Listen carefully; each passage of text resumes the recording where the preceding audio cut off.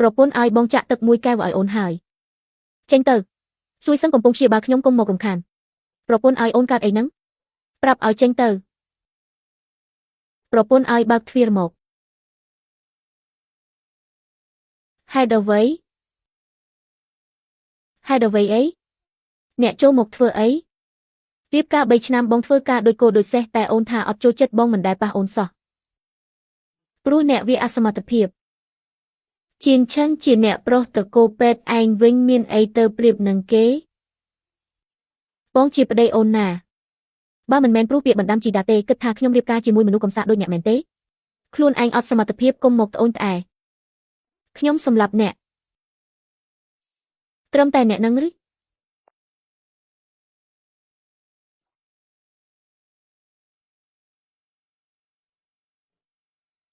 ឈិនឡានចេញទៅក្រៅភ្លាមម៉ាក់គឺឈិនឡានកុំខ្វល់គេជាគ្រូពេទ្យដែលព្យាបាលកូនស្រីម៉ាក់ដោយឥតគិតថ្លៃមិនក៏កូនសង្ស័យគេបានខ្ញុំមិនទៅទេថ្ងៃណាមួយខ្ញុំនឹងធ្វើឲ្យអ្នកទាំងអស់គ្នាស្ដាយក្រោយបើចង់ទៅក៏ទៅឲ្យលឿនទៅ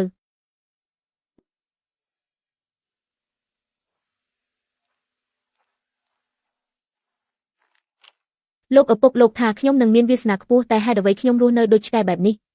ខ្ញុំមិនអស់ចិត្តទេអ្នកនាង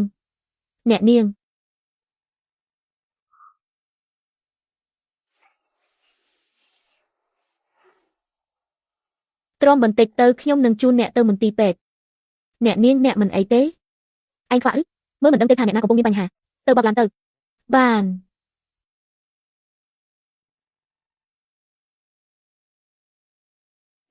ហេតុអ្វីខ្លួនអ្នកក្តៅខ្លាំងម្ល៉េះពួកអ្នកចេញទៅបើគ្មានបញ្ជាពីខ្ញុំហាមចូលមកបាទតាមសៀវភៅពេទ្យអ្នកហាត់ក្បាច់គុណពេលឈាមឡើងខ្លាំងត្រូវតែម៉ាស្សាសម្រួល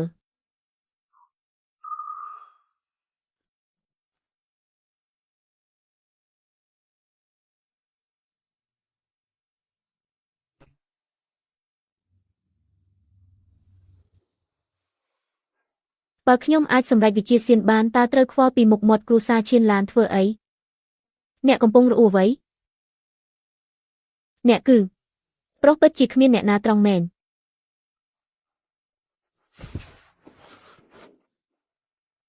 អ្នកធ្វើអី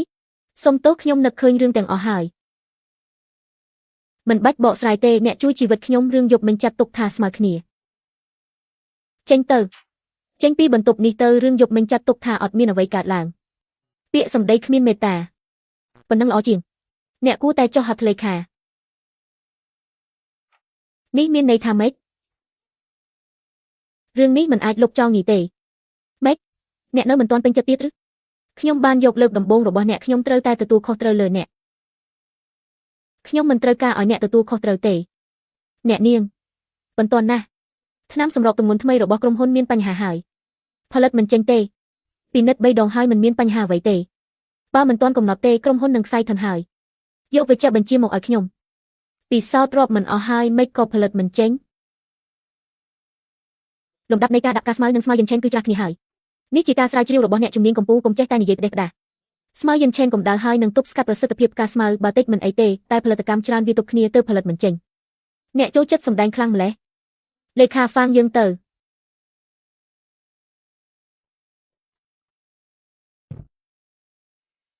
អ្នកនាងឲ្យគ្រប់វិធីសាស្ត្រសាក់លពងអស់ហើយតែមិនបានការទេបដូរលំដាប់ដាក់ស្លឹកឈូកក្រៀមនិងយិនឆឹងសិនទៅសាកម្ដងទៀតអ្នកនាងធ្វើបែបនេះមានតែខាត់ពេលទេធ្វើតាមខ្ញុំប្រាប់ទៅបាទអ្នកនាងជឿសម្ដីគេមែនទេខ្ញុំស៊ើបដឹងហើយគេគ្រាន់តែជាកូនប្រសារតកូឈិនជាមនុស្សគ្មានប្រយោជន៍គេរៀបការហើយឬមែនហើយតែគ្រាន់តែឈ្មោះ3ឆ្នាំមកនេះមិនដែលប៉ះប្រពន្ធគេទេកុំមើលមនុស្សត្រឹមតែសម្បកក្រៅបានហើយអ្នកនាងបដូរលំដាប់ហើយបានលទ្ធផលមែនអ្នកនាងពិតជាពូកែណាស់អ្នកដែលពូកែមិនមែនខ្ញុំទេយ៉ាងម៉េចដែរកុំមើលមនុស្សត្រឹមសម្បកក្រៅខ្ញុំនិយាយត្រូវទេអ្នកនាងកុំប្រាប់ថាអ្នកនាងកំពុងតែសង្ស័យខ្ញុំស្ងាត់មកទៅខ្ញុំស្អប់គេមិនទាន់ហួសពេលទេអ្នកនាងយើងទៅណាឥឡូវនេះទៅរកឆិនហ្វានអ្នកនៅដឹងផ្លូវត្រឡប់មកវិញដែរបោះសម្អាតសម្បកគ្រប់ការឈូករត់នៅលើដីផង Chun pha nẹt first ấy nắng. Lên tơ dương lên lẹ khnia tơ. Nẹt thas ấy ná. Bà lên bịp tẹt nhom nẹt mình men chis ấy tê cùng yoga lên lẹ một cùng riềm nhom. Nhom cách bà hai tơ cho chmu lên lẹ lâu ní tơ. Nẹt hiên phong. Nẹt miên sức ấy một sông nhom lên lẹ. Lên chỉ mùi nhom nẹt nâng sдай kroi mình khàn.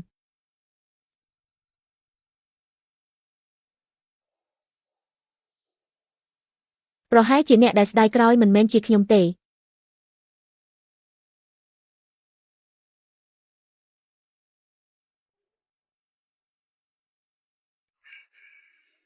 ទៅគុំនៅឈរទីនេះបើគ្មានលុយទិញទេវាប៉ះពាល់ដល់ការរកស៊ីរបស់ខ្ញុំ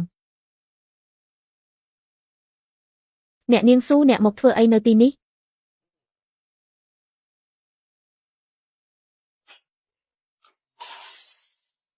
ហើយខ្ញុំថាអ្នកគ្រប់គ្រងលុយមកបរិះរៀបការហើយមានលុយតែ$20ជាងវាអត់ធម្មតាទេណាខ្ញុំក៏កន្លែងល្អបំផុតឲ្យអ្នកហើយគម្រោងណាត់ជួបប្តីខ្ញុំតែអ្នកបែរជាដេញគាត់ទៅវិញសុំទោសមកសុំទោសផងខ្ញុំភ្នែកមិនដល់សុំអ្នកមេត្តាអភ័យទោសលើកក្រោយចេះគួរសំខ្លះទៅអ្នកធ្វើការសេវាកម្មទេកុំធ្វើខ្លួនអួតអាងពេក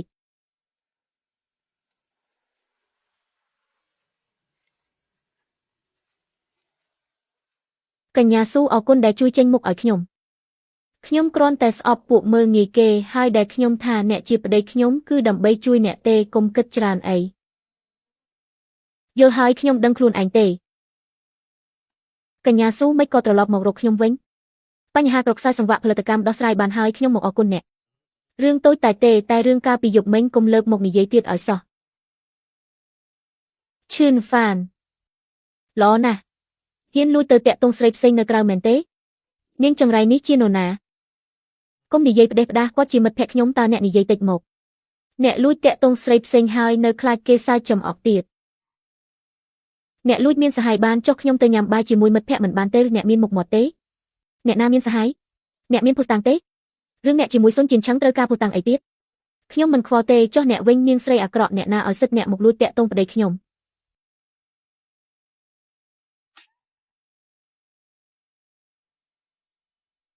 មួយកំភ្លៀងនេះព្រោះអ្នកនិយាយមិនចេះគិតមួយកំភ្លៀងនេះព្រោះអ្នកមិនរក្សាកិត្តិយសមួយកំភ្លៀងនេះព្រោះអ្នកគ្មានការអប់រំខ្ញុំមិនឲ្យអ្នករួចខ្លួនទេសឹងហ្វាអ្នកមើលគេវាយខ្ញុំបែបនេះឬជួយខ្ញុំផងអ្នកសុំតែត្រូវគេវាយហើយពួកអ្នកទាំងពីរខ្ញុំមិនឲ្យពួកអ្នករួចខ្លួនទេអ្នកចេញទៅឈឿនវ៉ាន់អ្នកចាំមើលចុះសុំទោសដែលធ្វើឲ្យអ្នកភ័យខ្លាចគាត់មិនស្មោះត្រង់នឹងអ្នកតើអ្នកនៅតែចង់ទ្រាំទៀតឬខ្ញុំគិតថានឹងលែងលះគាត់មិនស័ក្តិសមនឹងអ្នកទេទោះបីជាអ្នកក៏មិនមែនជាមនុស្សល្អដែរខ្ញុំសុំស្ពតរឿងយប់មិញខ្ញុំមិនបានតាំងចិត្តទេខ្ញុំនឹងទទួលខុសត្រូវលើអ្នកទទួលខុសត្រូវយកលុយជាង$20ក្នុងខ្លួនអ្នកមកទទួលខុសត្រូវពេលនេះខ្ញុំគ្មានអ្វីសោះមិនមែនមានន័យថាថ្ងៃក្រោយក៏ដូចគ្នាទេបងប្រុសអ្នកដឹងពីអត្តសញ្ញាណខ្ញុំទេខ្ញុំមិនដឹងទេអ្នកអាចប្រើទូរស័ព្ទឆ្វែងរកមើលបានកញ្ញាធំត្រកូលស៊ូប្រធានក្រុមហ៊ុនពេទ្យឈីងយួនហាអ្វីដែលអ្នកឃើញគ្រាន់តែជាសម្បកក្រៅតើអ្នកនៅគិតថាខ្លួនឯងមានសមត្ថភាពទទួលខុសត្រូវលើខ្ញុំទៀតឬមិនថាអ្នកជានរណាខ្ញុំនៅតែទទួលខុសត្រូវលើអ្នកអដែរមិនដឹងថាគួរនិយាយថាអ្នកក្លាហានឬក៏ល្ងងទេនេះជាសពផ្ទះទំនេរមួយរបស់ខ្ញុំអ្នកយកទៅស្នាក់នៅសិនទៅកញ្ញាស៊ូនេះទី1ខ្ញុំមិនចង់ជំពាក់គុណគេទី2អ្នកគ្មានកន្លែងស្នាក់នៅផងតើទទួលខុសត្រូវលើខ្ញុំមិនកើតអរគុណអ្នកខ្ញុំនឹងមិនធ្វើឲ្យអ្នកខកបំណងឡើយចាំសិនតើពាក្យទី2របស់គាត់មានន័យថាគាត់យល់ព្រមឲ្យឱកាសខ្ញុំមែនទេនេះគឺជាសមត្ថភាពរបស់កញ្ញាត្រកូលស៊ូគ្រាន់តែជាកន្លែងទំនេរមួយប៉ុណ្ណោះ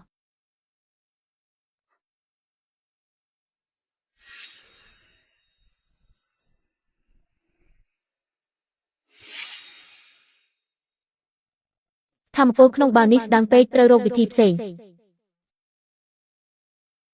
ឈឿនវ៉ាន់ថ្ងៃនេះខ្ញុំខុសហើយខ្ញុំក៏បន្ទប់នៅសន្តាគារឡុងថឹងចង់សុំទោសអ្នកផ្ទាល់តើអ្នកមានពេលទេបានខ្ញុំនឹងទៅ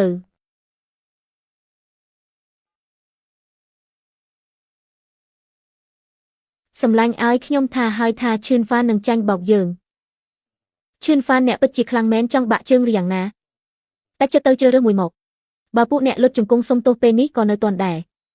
anhភ្លេចហើយមែនទេថាខ្ញុំធ្លាប់ឈ្នះជើងឯក3 ដង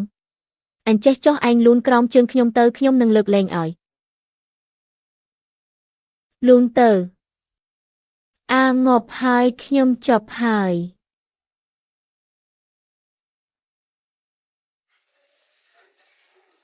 រឿងលេងលេះគិតយ៉ាងម៉េចហើយប៉ាមួយសប្តាហ៍ទៀតទៅចុះឈ្មោះលេងលេះនៅការិយាល័យរដ្ឋបាលទៅគុំលេងល្បិចទៀតខ្ញុំខឹងខ្លាំងណាស់ពួកអ្នកទ្រាំមិនបានទេ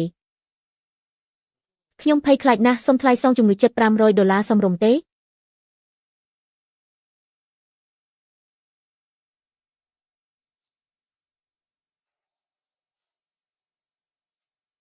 1000ហេតុអ្វីគាត់បានតែ500អ្នកជាមេខ្លោងធ្វើឲ្យខ្ញុំភ័យខ្លាចជាងគេ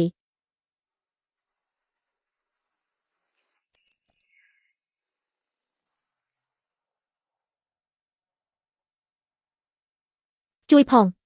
ជួយកូនស្រីខ្ញុំផងជួយគាត់ផងបងខ្ញុំចេះពេទ្យឲ្យខ្ញុំមើលទៅអរគុណបងឡានពេទ្យនៅ10នាទីទៀតជួយគាត់ផងណាតើកុំចូលចេញច្រើនណាស់តើអ្នកណាជួយទៅទិញម្ជុលចាក់ថ្នាំឲ្យខ្ញុំបានទេខ្ញុំទៅទិញ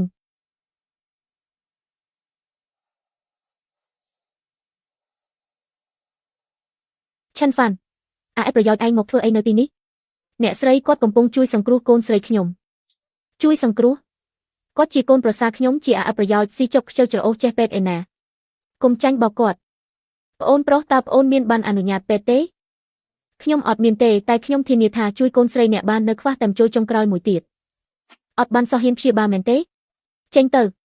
បើកូនស្រីខ្ញុំមានរឿងអីខ្ញុំមិនលើកលែងឲ្យអញទេជួយគេបែរជាខុសទៅវិញមកហើយ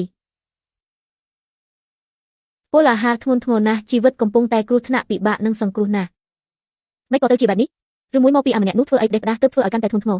មុននេះមានគេព្យាបាលឲ្យហើយអាមនុស្សឈួតនោះធ្វើជាគ្រូពេទ្យចាក់ចូលគឺវាហើយដែលធ្វើឲ្យគាត់បែបនេះនេះវាជាម្ជុលសង្គ្រោះជីវិតដែលបាត់បង់ទៅហើយរស់រាន់ទៅអញ្ជើញគាត់មកវិញទៅគាត់គឺជាគ្រូពេទ្យពិតប្រាកដអ្វីណាស្ថានភាពកូនស្រីអ្នកមានតែវិធីសាស្ត្រនេះទេទើបអាចសង្គ្រោះបានឯងនេះវាល្ងងមែនចង់សម្លាប់កូនស្រីខ្ញុំឬគ្រូពេទ្យខ្ញុំសុំទោសខ្ញុំវាល្ងងខ្លៅពេកសូមជួយសង្គ្រោះកូនស្រីខ្ញុំផង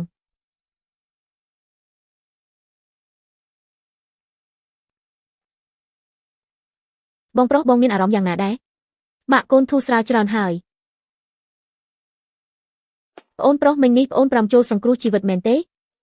លោកគ្រូពេទ្យយ៉ាងមានបទពិសោធន៍ច្រើនខ្ញុំមិនហ៊ានហៅខ្លួនឯងថាគ្រូពេទ្យទេតើអាចសុំលេខទំនាក់ទំនងដើម្បីរៀនសូត្រថ្ងៃក្រោយបានទេប្អូនប្រុសអរគុណអ្នកខ្ញុំឈ្មោះស៊ូជីនយុនអ្នកបានជួយកូនស្រីខ្ញុំនឹងរក្សាពាក្យសន្យាទោះអ្នកចង់បានអ្វីក៏ខ្ញុំព្រមដែរបងស្រីគ្រាន់តែជាការជួយបន្តិចបន្តួចប៉ុណ្ណោះទោះបីជាវាជាសំណើដែលហួសហេតុខ្លាំងក៏ដោយអ្នកកុំបារម្ភអីខ្ញុំគ្មានប្តីទេគឺជាកូនដែលខ្ញុំយកមកចិញ្ចឹមបងស្រីខ្ញុំមិនចង់បានអ្វីតបស្នងទេខ្ញុំមានអំណាចខ្លះនៅជាងឆឹងបើមានរឿងអ្វីទូរស័ព្ទមកខ្ញុំត្រូវនាំគឺត្រឡប់ទៅវិញអ្នកទៅជាមួយទេមិនទៅទេបើអញ្ចឹងយប់ឡើងគេងមិនលក់ក៏អាចទូរស័ព្ទមកខ្ញុំបានដែរ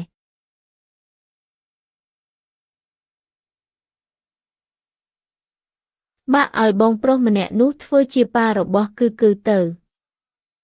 កូនចូលចិត្តគាត់មែនទេបើអញ្ចឹងល្អចាំម៉ាក់សាកល្បងមើលថាតើអាចចាប់គាត់មកវិញបានឬអត់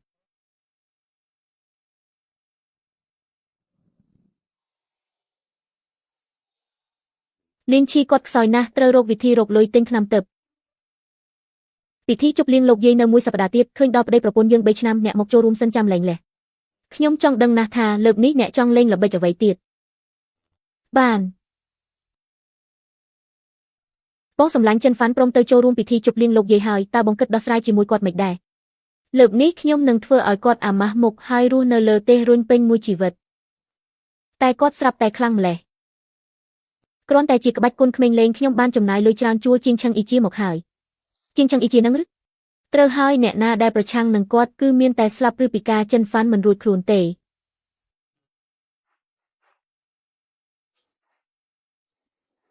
បងសម្លាញ់មានរឿងអី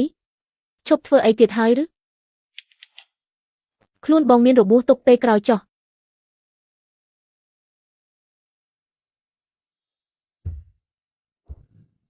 ឈឿនហ្វាន់បើលើកនេះមិនអាចកំចាត់ឯងបានទេខ្ញុំស្បោះនឹងមិនធ្វើមនុស្សទៀតឡើយនឹកស្មានមិនដល់ថាគាត់ចេះវិជាពេទ្យដែរអាចឲ្យអ្នកមីងជំពាក់គុណគាត់បាន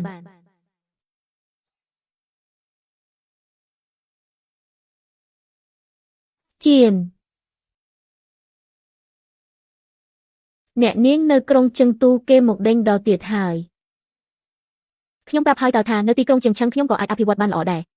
លោកតាអ្នកបញ្ជាមកថាក្នុង3ខែនេះក្រុមហ៊ុនត្រូវតែមានតម្លៃដល់100,000 លានបើមិនអញ្ចឹងទេនឹងឲ្យគេមកនាំអ្នកត្រឡប់ទៅក្រុងជឹងទូវិញអ្វីណា3ខែ100,000 លានអ្នកនាងទៅណាអារម្មណ៍មិនល្អសុំទៅដើរលេងបន្តិចសិន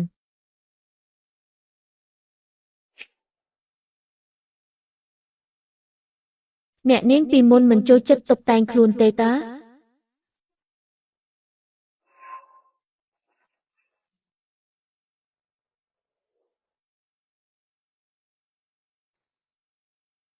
កញ្ញាស៊ូតើអ្នកមកទីនេះធ្វើអ្វី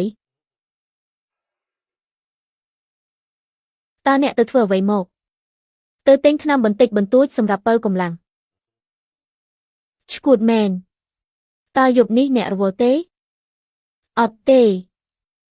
ទៅផឹកស្រាជាមួយខ្ញុំ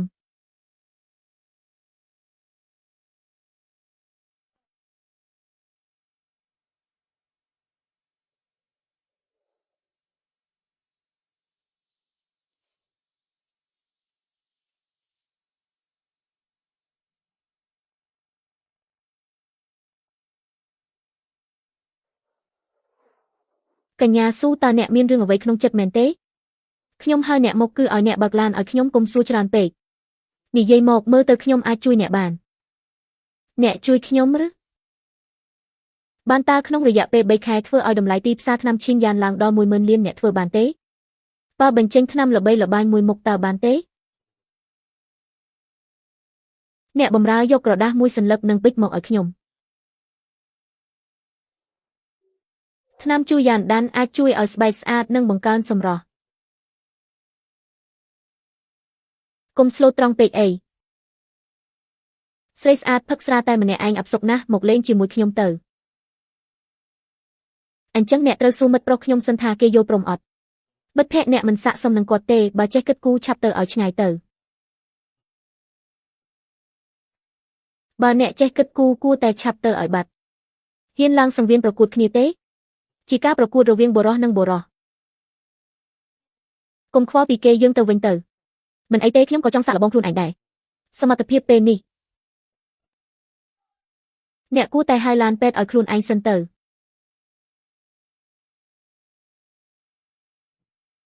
អ្នកនិយាយច្រើនពេកហើយ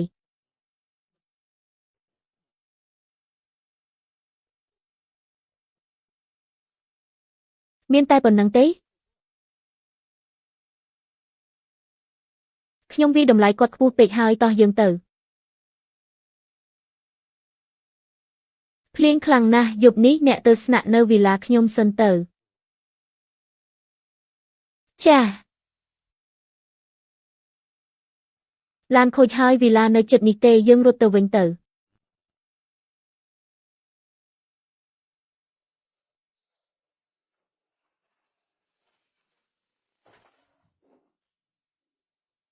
នេះជាភ្លៀង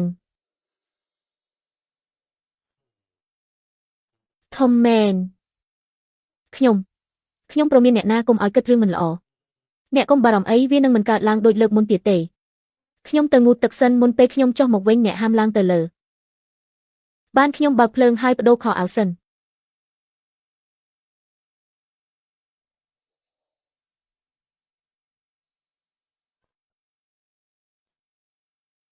អ្នកនាងស៊ូអ្នកមិនអីទេខ្ញុំដួលហើយជួយផងខ្ញុំចូលទៅជួយអ្នកមិនបានទេកុំចូលមកទៅយកកន្សែងពុះគោឲ្យខ្ញុំរួចបោះចូលតាមចន្លោះទ្វារមកហាំមើលណាខ្ញុំយកកន្សែងមកហើយខ្ញុំបើកទ្វារឲ្យអ្នកបានហើយអ្នកចូលមកចុះអ្នកហាំមើលណាប្រញាប់ជួយខ្ញុំចេញទៅអ្នកហូរឈាមហើយអ្នកធ្វើអីហ្នឹង អូយដៃខ្ញុំស្ពឹកអស់ហើយខ្ញុំពិតជាចូលអន្ទាក់គេមែនខ្ញុំចិត្តធំណាស់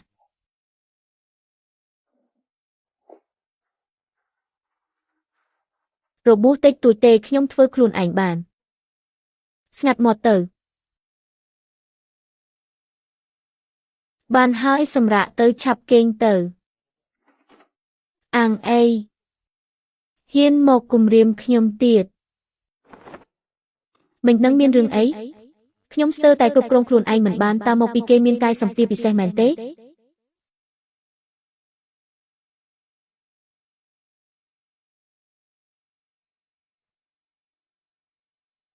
ប្អូនប្រុសដេកនៅបើដេកមិនលក់មករកបងស្រីមកបងស្រីកុំលេងសាច់អីម៉េចឬមួយបងស្រីមិនស្អាតឬក៏អ្នកមានអ្នកដែលចូលចិត្តហើយបានហើយមិនលេងសើចជាមួយអ្នកទៀតទេចុងសប្តាហ៍ទំនេរទេខ្ញុំជូនទៅញ៉ាំអីចុងសប្តាហ៍មិនបានទេខ្ញុំមានការអូទើបនឹកឃើញថាខ្ញុំក៏មានការដែរចាំថ្ងៃក្រោយចុះតែបើគេងមិនលក់បងស្រីអាចមកបានគ្រប់ពេលណាពិតជាស្រីអាក្រក់មែន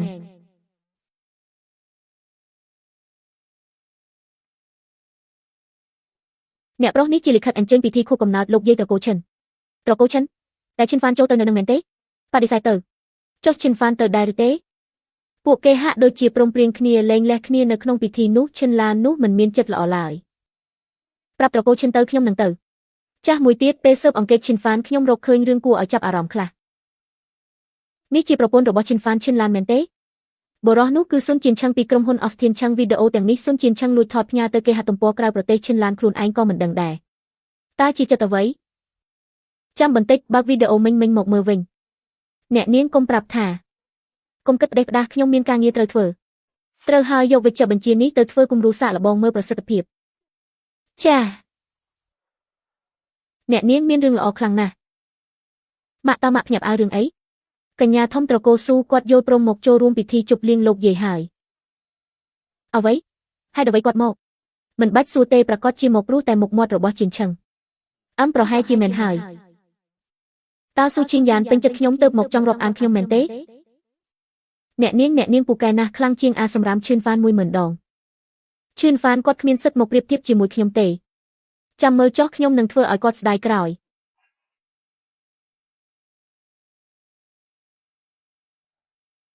អ្នកនាងតើឆ្នាំនេះអាចធ្វើឲ្យឈឿនហ្វានបាត់បង់កេរ្តិ៍ឈ្មោះមែនទេកុំបារម្ភរៀបចំរួចរាល់អស់ហើយចាំងឆឹងអ៊ីជាមកដល់ភ្លាមនឹងហើយ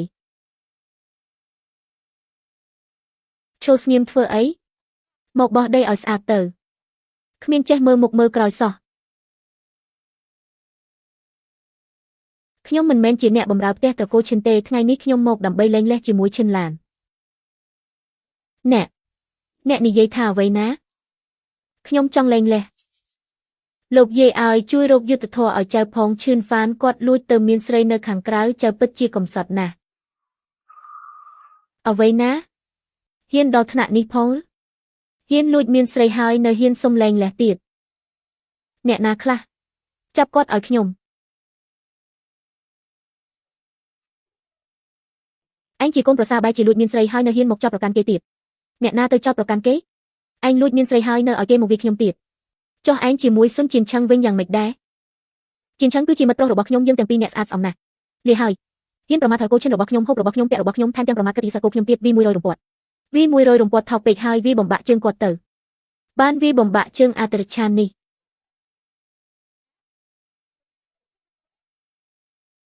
មើលងាយគ្នាពេកហើយចង់បះបោឬ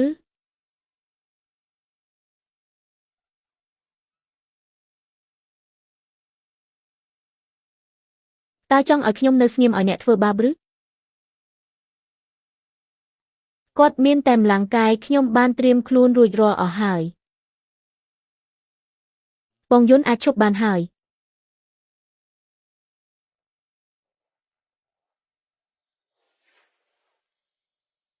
នឹកស្មានមិនដល់ថាជាបងស្រីធំក្រុងជាងខ្ញុំបែរជាអញ្ជើញគាត់មកគឺបងយុនគាត់គឺជាបងស្រីធំក្រុងជាង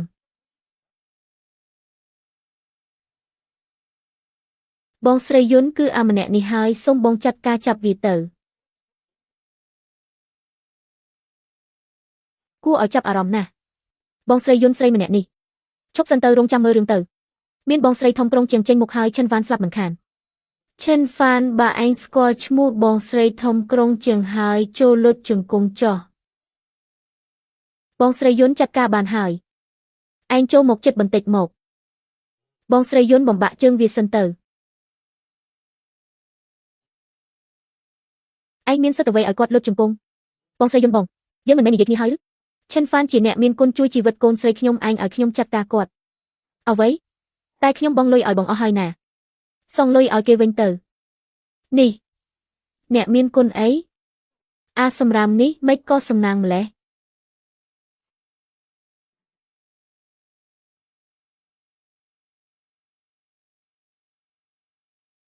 ប្អូនប្រុសឲ្យចៃដន្យម្លេះ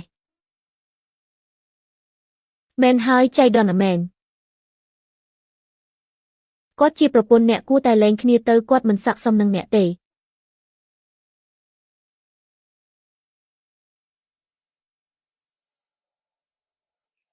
លែងលះគ្នាហើយអ្នកនឹងអាចធ្វើជាប៉ារបស់គឺបាន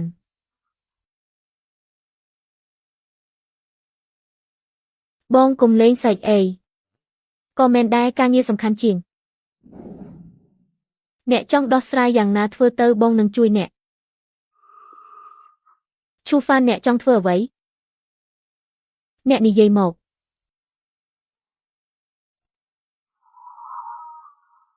ឈូហ្វានអ្នកឈប់ភ្លាម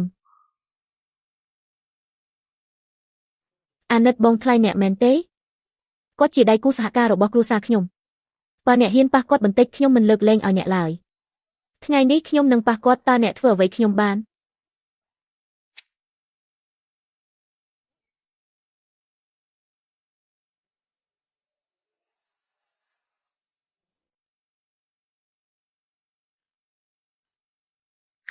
អ្នកនាងធំត្រកូលស៊ូមកដល់ហើយអ្នកនាងធំត្រកូលស៊ូមកដើម្បីសាងសង់ទីក្រុងអ្នកស្លាប់មិនខានត្រូវហើយការដែលអ្នកវាយខ្ញុំគឺស្មើនឹងផ្ទះមុខអ្នកនាងធំត្រកូលស៊ូរស់រាន់សុំទោសមក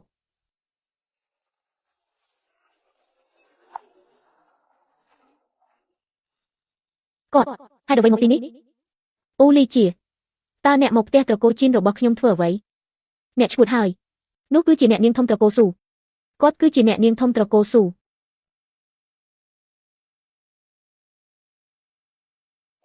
ឈៀងយ៉ានអ្នកមីងតើអ្នកមកទីនេះធ្វើអ្វី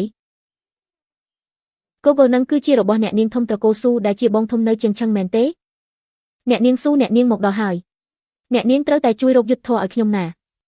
ឈៀងអៀនអ្នកមកព្រោះអាំនូនេះមែនទេវាជានរណាខ្ញុំមកព្រោះតែឈិនហ្វានទេ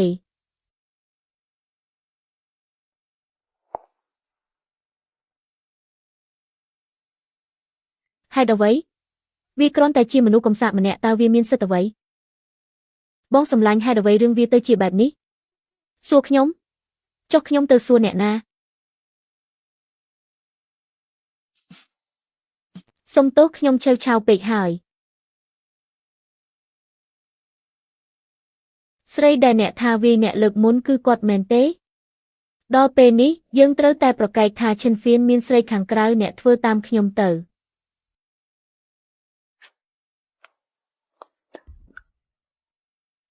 ប្តីខ្ញុំមានស្រីថ្មីគាត់ចង់លែងលះខ្ញុំដើម្បីទៅយកកញ្ញាស៊ូមិនដឹងថាកញ្ញាស៊ូនោះប្រើវិធីអ្វីទើបធ្វើឲ្យគាត់វង្វេងវង្វាន់ដល់ថ្នាក់នេះខ្ញុំលែងចង់រស់ទៀតហើយធ្វើបាបគ្នាពេកហើយទោះជាកញ្ញាស៊ូក៏ដោយក៏មិនអាចមកដណ្ដើមប្តីគេបែបនេះដែរ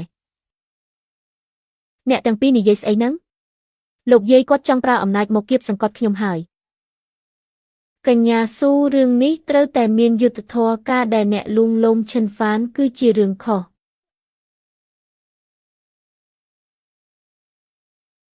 អ្នកទាំងពីរចង់ធ្វើរឿងនេះឲ្យដល់ទីបញ្ចប់មែនទេធ្វើរឿងដល់ទីបញ្ចប់ស្អីគឺលោកទេដែលក្បត់ចិត្តខ្ញុំក្បត់ចិត្តអ្នកពេលណាហេតុអ្វីលោកចង់លែងលះខ្ញុំហើយកញ្ញាស៊ូមកជួបលោកធ្វើអីរឿងអាស្រូវរបស់អ្នកជាមួយស៊ុនជៀនឆឹងគឺខ្ញុំដឹងអស់ហើយលោកយាយមើលគាត់ចុះពេលត្រូវគេចាប់បានក៏ចាប់ដើមមួបង្កាច់ខ្ញុំចង់ទុកមុខឲ្យអ្នកខ្លះតែអ្នកបែរជាចង់រកទីបញ្ចប់ដោយខ្លួនឯង កុំបន្ទោសខ្ញុំថាចិត្តដាច់ឲ្យសោះនេះជាអ្វីដែលអ្នករាល់គ្នាស្វែងរកខ្លួនឯង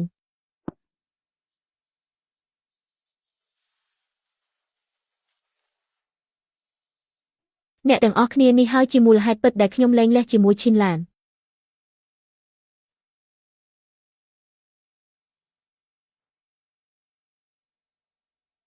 លឿនឡើងមិនមែនដូចអ្វីដែលអ្នកគិតទេនាងជាមនុស្សនាំសំណាងអាក្រក់ចេញទៅឲ្យឆ្ងាយពីខ្ញុំ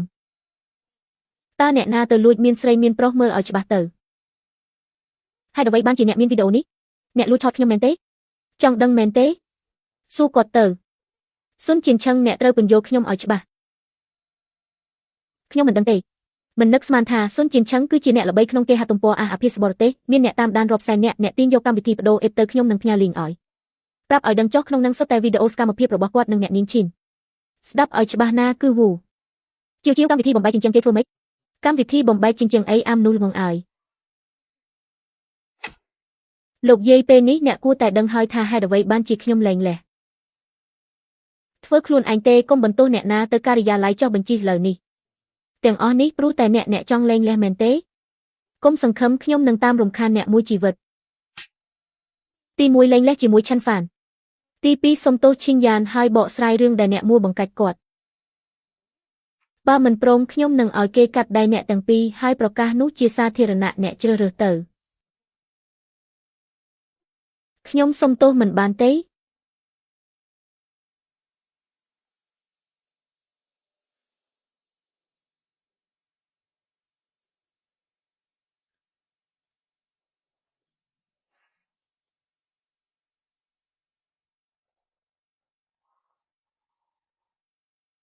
ថ្ងៃនេះអរគុណអ្នកទាំងអស់គ្នាកុំចិត្តអីថ្ងៃក្រោយយើងជាគ្រួសារតែមួយហើយឈីងយ៉ានឯងត្រឡប់ទៅផ្ទះមុនទៅខ្ញុំមានរឿងត្រូវនិយាយជាមួយឆិនហ្វានហាអូអញ្ចឹងខ្ញុំទៅមុនហើយ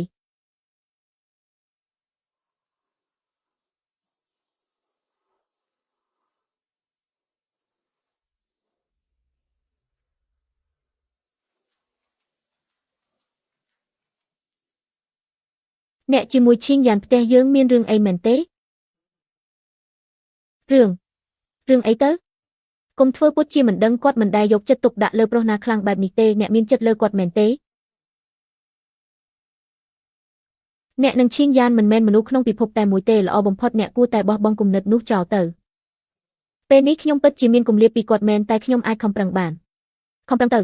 ឈីងយ៉ានមិនមែនដូចអ្នកគិតទេម្ចាស់តកូមូនៅក្រុងខ្ជូតូគឺជាជីតារបស់គាត់ត្រកូលមូដែលជាត្រកូលធំជាងគេទាំង4នៅខ្ជូតូនឹងមែនទេខ្លាចហើយមែនទេទោះបីជាក្នុងបង្អែកគាត់ខ្លាំងប៉ុណ្ណាក៏ដោយក៏ខ្ញុំមិនបោះបង់ដែរបើគាត់ជាហងខ្ញុំនឹងខំប្រឹងខ្លាយជានាគមិនក៏អ្នករឹងរូសម្លេះចុះខ្ញុំវិញខ្ញុំអន់ជាងឈីងយ៉ានមែនទេបងឈីងយ៉ានខ្ញុំចាត់ទុកបងជាបងស្រីជានិច្ចបងស្រី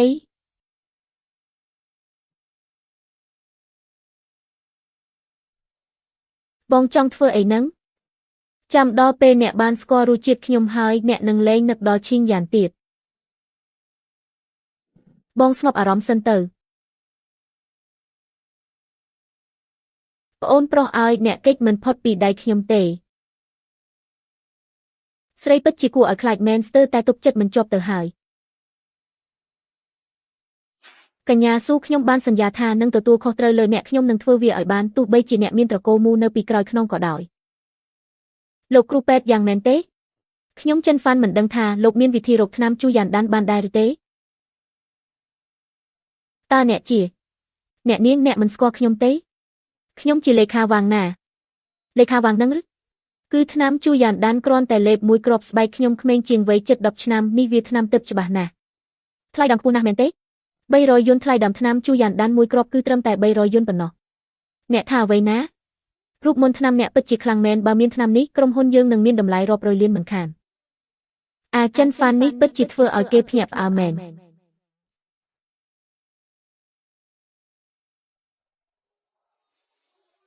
ខ្ញុំចង់បានថ្នាំជូយ៉ានដានខ្ញុំចង់បានថ្នាំនេះខ្ញុំចង់ទិញថ្នាំនេះតើត្រូវយកប៉ុន្មាន Chu Yin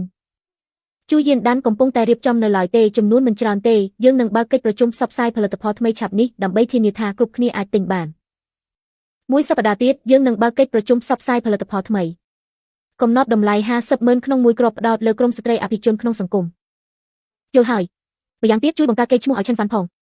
ក្នុងកិច្ចប្រជុំផ្សព្វផ្សាយផលិតផលថ្មីសប្តាហ៍ក្រោយខ្ញុំចង់ឲ្យគាត់ក្លាយជាមនុស្សដែលគ្រប់គ្នាចាប់អារម្មណ៍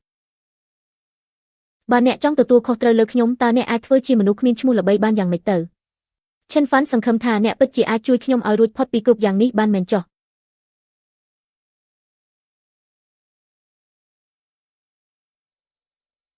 លោកតាជួយានដាននេះអស្ចារ្យម្លេះបើយើងអាចយកសិទ្ធិលក់បានគឺមានសង្ឃឹមហើយ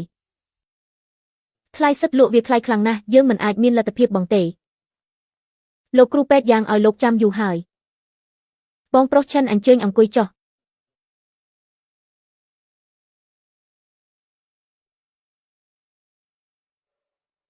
នេះហើយជាអ្វីដែលខ្ញុំត្រូវការលោកគ្រូពេទ្យយ៉ាងយិនសិនពីដើមនេះថ្លៃប៉ុន្មានដែរជូនបងប្រុសឆេនចុះចាត់ទុកថាធ្វើបុណ្យជាមួយគ្នាមិននឹងបានទៅបើបងប្រុសឆេនព្រមបង្រៀនខ្ញុំពីមចូលសង្គ្រោះជីវិតយិនសិនពីដើមនេះមិនថ្លៃប៉ុន្មានទេអញ្ចឹងក៏បានអរគុណលោកគ្រូពេទ្យយ៉ាងច្រើន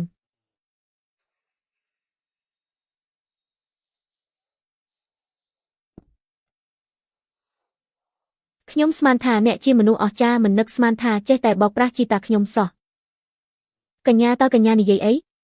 ជីតាខ្ញុំកំពុងលំបាកអ្នកនៅមកបោកយកយិនសិន100ឆ្នាំរបស់គាត់ទៀតមុខក្រាស់ណាស់សងមកវិញភ្លាមខ្ញុំមិនដឹងថាស្ថានភាពលោកគ្រូពេទ្យយ៉ាងលំបាកបែបនេះទេយិនសិននេះសំខាន់សម្រាប់ខ្ញុំតែតើមានវិធីជួយ clinic នេះទេប្រហែលខ្ញុំជួយបានអ្នកនឹងឬកញ្ញាអាចនិយាយប្រាប់បានបើអ្នកអាចជួយឲ្យជីតាខ្ញុំទទួលបានសិទ្ធិលក់ថ្នាំនោះដោយឥតគិតថ្លៃជីវិតនេះប្រគល់ជូនអ្នកតើអ្នកធ្វើបានទេបានខ្ញុំយល់ព្រមតាមអ្នកហ៎ខ្ញុំនិយាយពីថ្នាំរក្សាសម្រស់ណាកញ្ញារិនសឹងជួយរក្សាទុកសិនចុះចាំខ្ញុំធ្វើបានសម្រេចសឹមប្រគល់ឲ្យខ្ញុំបើអ្នកធ្វើបានខ្ញុំនឹងយល់ព្រមតាមសំណើអ្នកមួយដោយគ្មានលក្ខខណ្ឌមិនកុហកឡើយ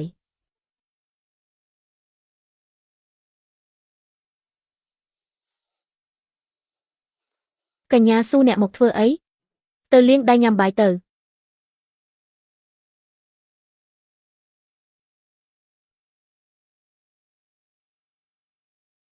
ឆ្ងាញ់ទេឆ្ងាញ់ណាស់បើញ៉ាំម្ហូបកញ្ញាស៊ូធ្វើគឺជាកិត្តិយសរបស់ខ្ញុំបើអញ្ចឹងញ៉ាំឲ្យអស់ទៅបើមិនឆ្អែតចាំខ្ញុំធ្វើទៀត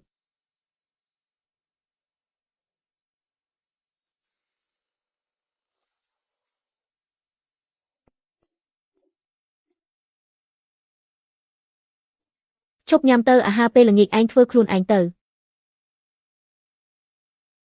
ចុះហត់លេខាទៅឯងនឹងក្លាយជាដៃគូរបស់ក្រុមហ៊ុនអស់ឈីងយ៉ានចំណែកប្រាក់ចំណេញគឺម្នាក់ពាក់កណ្ដាលក្នុងកាតនេះមាន 1000 ម៉ឺនទុកជាប្រាក់កក់ឲ្យឯង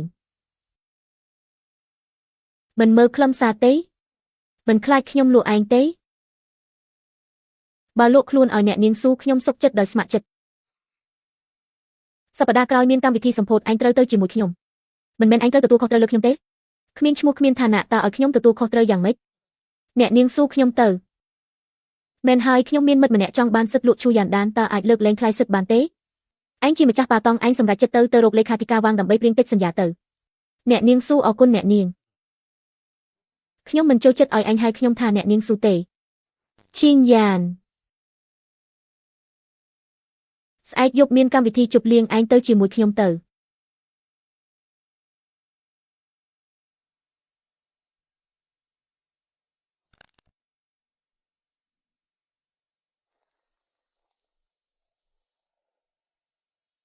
ខ្ញុំមកបំពេញតាមសន្យាហើយអ្នកយកបានមែនទេលោកតាវាពិតមែនហើយថែមទាំងជាតំណាងចែកចាយដោយឥតគិតថ្លៃទៀតលោកឈិនគុណធរនេះខ្ញុំនឹងចងចាំមិនភ្លេចឡើយលោកគ្រូពេទ្យកុំចិត្តអីខ្ញុំមានការបន្តិចសុំទៅមុនហើយទោះមិនគិតថ្លៃតំណាងតែថ្លៃថ្នាំក៏មិនតិចដែរឬថាថ្លៃថ្នាំមួយប្រអប់ដល់ទៅ40 ម៉ឺនលោកតាមើលនេះកិច្ចសន្យានេះសរសេរថា 3000 ក្នុងមួយប្រអប់ទេធានចិនក្មួយត្រូវចាំថាលោកឈិនគឺជាអ្នកមានគុណដ៏ធំធេងរបស់ពួកយើងលោកតាក្មួយនឹងចងចាំទុកលោកតាក្មួយបានសន្យាជាមួយគាត់ថាបើគាត់ធ្វើបាន ខ្ញុំនឹងយកព្រមតាមសំណើគាត់ដោយគ្មានលក្ខខណ្ឌអូបើក្មេងប្រុសម្នាក់មានឱកាសសុំអ្វីមួយពីស្រីស្អាតតើអ្នកគិតថាគេនឹងសុំអ្វីលោកតាតើគាត់ចង់ឲ្យគាត់មិនបានសុំទេភាគច្រើនគឺចង់ឲ្យអ្នកជាអ្នកផ្ដើមខ្ញុំត្រូវគិតសិនហើយ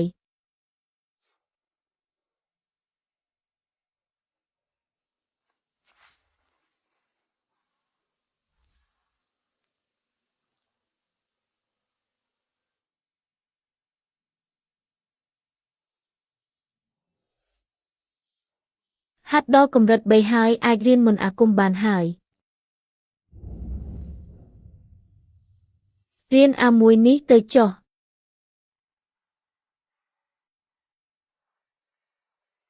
មកជួបខ្ញុំនៅហាងស្រាសុយសៀនបានខ្ញុំនឹងទៅភ្លាម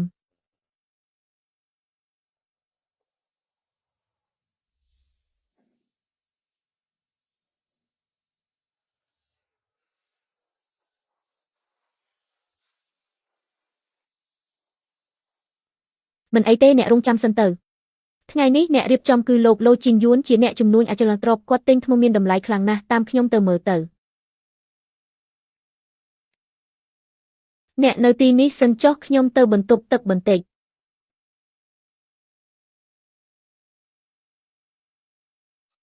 ឈិនហ្វានអ្នកជាមនុស្សឥតប្រយោជន៍ក៏អាចមកទីនេះបានដែរឬ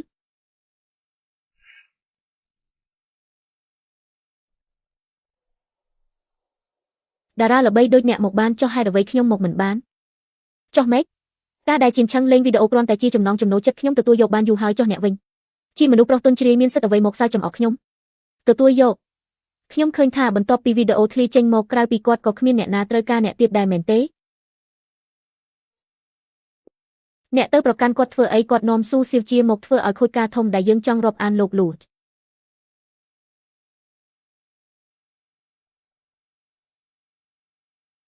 ស្ដាយក្រោយដែលលែងលះទេការលែងលះគឺជាការសម្រេចចិត្តត្រឹមត្រូវទី2ក្នុងជីវិតខ្ញុំចុះទី1វិញគឺការទទួលខុសត្រូវលើអ្នក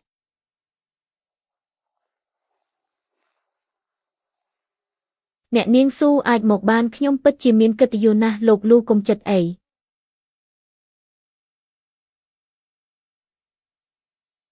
លោកទាំងអស់គ្នាកម្មវិធីចាប់ផ្ដើមហើយខ្ញុំសូមណែនាំភ្ញៀវកិត្តិយសដ៏សំខាន់គឺលោកប៉ាងសានដែលល្បីល្បាញក្នុងវិស័យភ្នាល់ត្បូង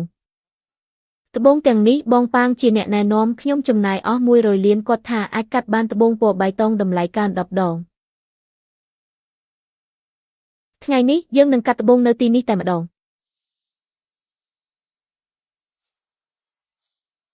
ចេញពណ៌បៃតងហើយពេញតែម្ដងភ្នែករបស់បងហាងពិតជាខ្លាំងមែនស្ដាប់គាត់ទៅគឺច្បាស់ជាចំណេញលោកក្លូលើកនេះចំណេញធំហើយត្បូងទាំងនេះតម្លៃមិនក្រោម2000លានទេល្បែងត្បូងចំណេញលឿនជាងផលិតថ្នាំទៀតត្បូងដុំនេះមានបញ្ហាគេកាត់ឃើញត្បូងហើយតើមានបញ្ហាអ្វីទៅ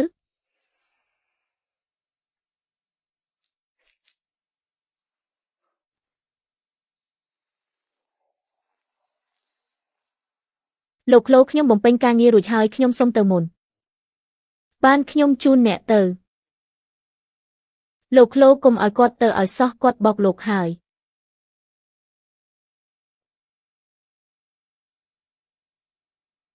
កញ្ញាសុងអ្នកបើកឡានរបស់អ្នកពូកែនិយាយលេងសើចណាស់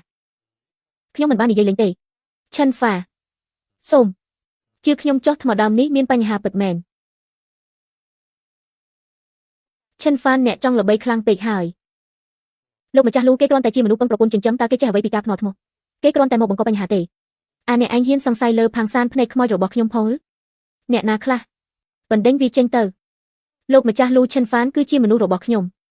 កញ្ញាស៊ូប៉ុន្តែគេមិនអាចមកបង្កភាពរញ៉េញ៉ៃបែបនេះបានទេសូមទោសលោកម្ចាស់លូនិងលោកគ្រូផាងទៅផ្ទៃថ្មដើមទាំងនោះមានស្នាមកែច្នៃដោយមនុស្ស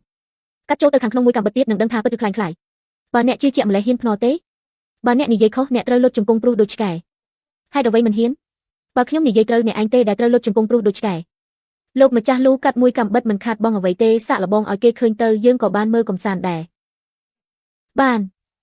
អញ្ចឹងកាត់មួយកាំបិតទៀតបងប្អូនផាងយើងមើលទាំងអស់គ្នាខ្ញុំនឹងជួយអ្នកដោះស្រាយរឿងនេះ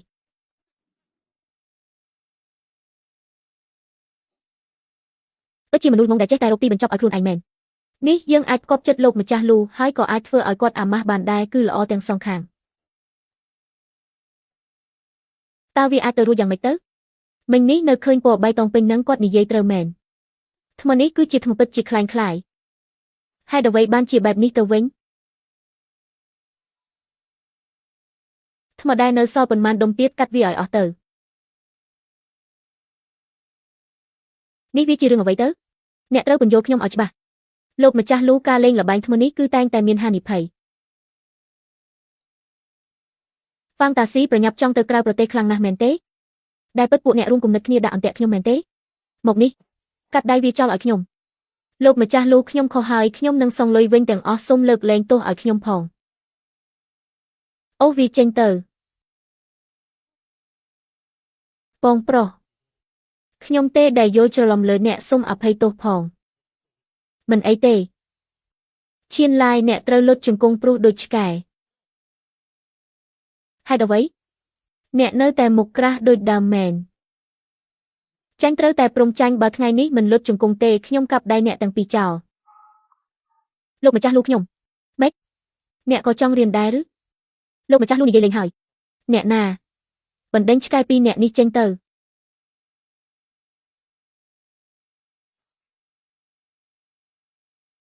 កញ្ញាស៊ូសង្សារអ្នកពូកែដល់ថ្នាក់នេះខ្ញុំបែរជាគិតថាគេជាអ្នកបើកឡានទៅវិញពិតជាមើលខុសមែនគាត់មិនមែនជាសង្សារខ្ញុំទេមាត់ខ្ញុំនេះពិតជាអនមែនឈិនហ្វានពិតជាមានសមត្ថភាពខ្លាំងណាស់ក្រៅពីសង្សារខ្ញុំនឹកមិនឃើញទូនីតិអ្វីទៀតទេថ្ងាអ្នកខ្មៅស្រអាប់មានរឿងអាក្រក់តាមជាប់ខ្លួនជារិស័យធ្លាក់ចុះខ្លាំងលោកម្ចាស់លូថ្មីនេះអ្នកមានអារម្មណ៍ថាខ្លួនឯងជួបតែរឿងស៊ុយទេមិនមានទេឈិនហ្វានហេតុអ្វីអ្នកនិយាយបែបនេះខ្ញុំធ្លាប់រៀនពីហុងស៊ុយខ្លះមើលទៅអ្នកមានរិស័យអាប់អួរខ្លាចថាជួបគ្រោះថ្នាក់ឈាមស្រស់ឆាប់នេះចុះបងប្រុសទី5ត្រូវធ្វើម៉េចទៅយកយន្តនេះទៅដល់ពេលអាសន្នវាអាចជួយការពារអ្នកបានអរគុណច្រើនបងឆេនហ្វានយន្តនេះតម្លៃប៉ុន្មានមិនបាច់ទេអ្នកជាមិត្តរបស់ឈីងយ៉ានជួយអ្នកគឺជារឿងធម្មតា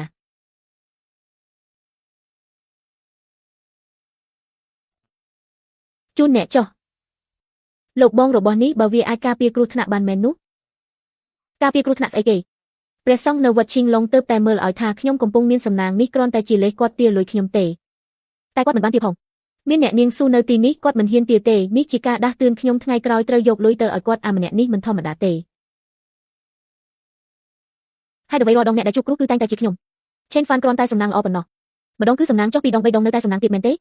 តើមកពីគាត់សំណាងឬមកពីអ្នកខ្លួនឯងមិនពូកែឯងនិយាយថាអ្នកណាដែលមិនពូកែចិនឆាងឯងយល់ដំណឹងរឿងបញ្ជីជំនួយការថ្មីនេះទេផ្ទះឯងអាចដណ្ដើមសិទ្ធិបានអត់បញ្ជីជំនួយការជារបស់ត្រកូលស៊ូខ្ញុំធ្លាប់ធ្វើឲ្យកញ្ញាស៊ូខឹងគាត់មិនឲ្យខ្ញុំទេចុះលោកគ្រូដែលផលិតបញ្ជីនោះតាក់ទងគាត់ទៅមែនហើយខ្ញុំភ្លេចគិតសោះពួកអ្នករងចាំសិនខ្ញុំទៅសួរគេឲ្យឯងចេះមើលហុងស៊ុយដែរហ៎ចេះខ្លះដែរឲ្យពេលខ្ញុំបន្តិចខ្ញុំនឹងធ្វើឲ្យគ្រប់គ្នាភ្ញាក់ផ្អើលដល់ពេលនោះឯងព្រមធ្វើជាស្រីរបស់ខ្ញុំទេចាំមើលសកម្មភាពឯងខ្ញុំមិនឲ្យឯងខកបំណងទេបានហើយចុះពីឡានទៅពិតជាខូចមែនសួរភ្លាមបែបនេះ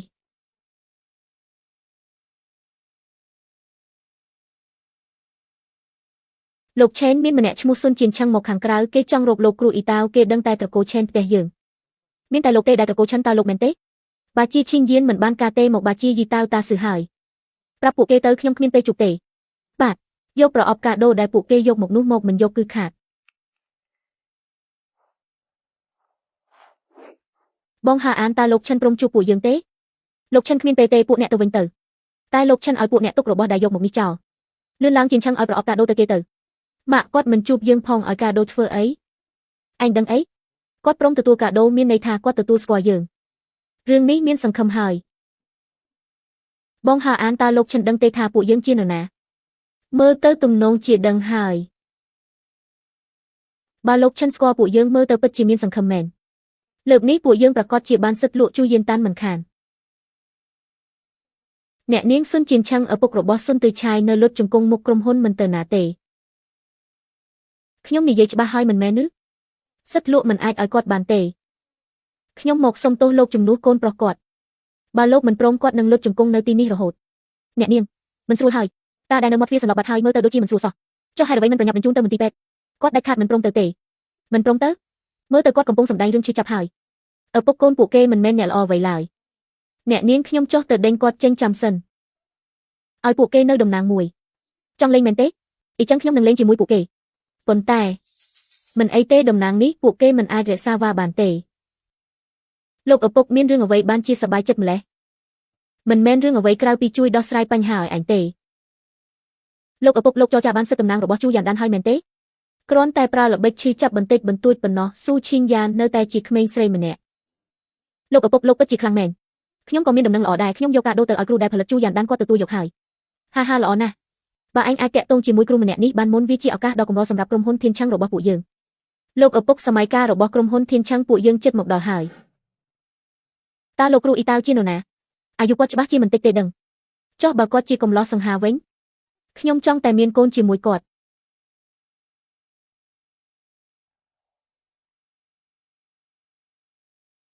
លោកនេះពិតជាមានរឿងចម្លែកមែនអូយអាមុខសាច់ស្មុកធ្វើជាអ្នកមានមុខមាត់ទៀតហើយមិនខ្មាស់គេទេហីអ្នកទាំងពីរថតវីដេអូមិនខ្មាស់គេផងចុះខ្ញុំមានអីត្រូវខ្មាស់បើត្រូវការខ្ញុំចាក់ថ្នាំឲ្យបានណាធានាគុណភាពវីដេអូស្ងាត់មាត់ប្អូនខ្ញុំបានសិទ្ធិលក់ឲ្យជូយ៉ានដានហើយខ្ញុំក៏ត្រូវបានលោកគ្រូអ៊ីតាវទទួលស្គាល់ដែរអ្នកគ្រាន់តែជាធ្លុកក្នុងភ្នែកខ្ញុំដឹងទេថាលោកគ្រូអ៊ីតាវថ្លៃថ្នូរប៉ុណ្ណាស៊ូឈីងយ៉ានក៏ត្រូវគោរពគាត់ដែរពួកយើងនឹងជោគជ័យធំហើយអាមុខសាច់ស្ដុចអ្នកគ្មានសិទ្ធិមកអួតអាងទេនិយាយអញ្ចឹងអ្នកទាំងពីរធ្លាប់ជួបលោកគ្រូអ៊ីតាវហើយមែនទេពិតមែនហើយម្សិលមិញពួកយើងទើបតែញ៉ាំបាយជាមួយគ្នាចុះបើធៀបនឹងខ្ញុំវិញគាត់យ៉ាងម៉េចដែរណែ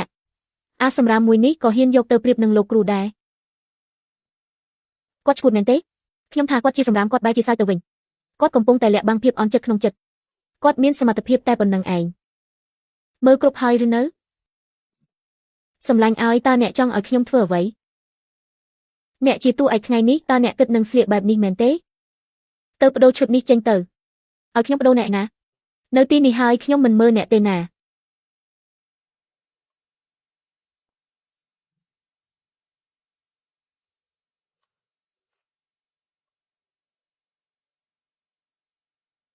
ខ្ញុំបដូររួចហើយមិននឹកស្មានថាអ្នកសង្ហាដល់ថ្នាក់នេះឈិនហ្វាបើអ្នកលេងលេះជាមួយកូនស្រីខ្ញុំអ្នកប្រកាសជាស្ដាយក្រោយខ្លាំងណាស់មែនទេពួកយើងទទួលបានការទទួលស្គាល់ពីលោកគ្រូធំហើយឥឡូវនេះលុតជង្គង់ចុះក្បាលឲ្យខ្ញុំមកខ្ញុំនឹងជួយសុំហត្ថលេខាលោកគ្រូឲ្យអ្នកគាត់ឲ្យហត្ថលេខាអ្នកគុំសុបិនអីបើគាត់មិនឲ្យខ្ញុំតើគាត់ឲ្យអ្នកមែនទេការជូនពរគ្រប់គ្នាដឹងពីលទ្ធផលហើយខ្ញុំជឿថាអ្នកទាំងអស់គ្នាកាន់តែរងចាំជួបអ្នកជំនាញដែលបង្កើតវាតោះខ្ញុំនឹងណែនាំអ្នកជំនាញដ៏ពូកែម្នាក់នេះជូនអ្នកទាំងអស់គ្នាសូមអញ្ជើញលោកឈឿនហ្វាន់ឡើងលើឆាក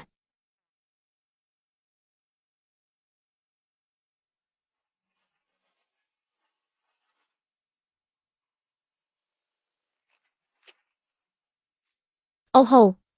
លោកគ្រូឈឿនក្មេងហើយសង្ហាខ្លាំងណាស់មើលទៅគាត់នឹងអ្នកនាងស៊ូសំគ្នាណាស់ដូចគូព្រេងអញ្ចឹងមិនក៏អាចទៅរួចឈឿនហ្វាន់នឹងជាអ្នកជំនាញមែនទេមិនមែនថាគាត់ទទួលការដូរហើយទេ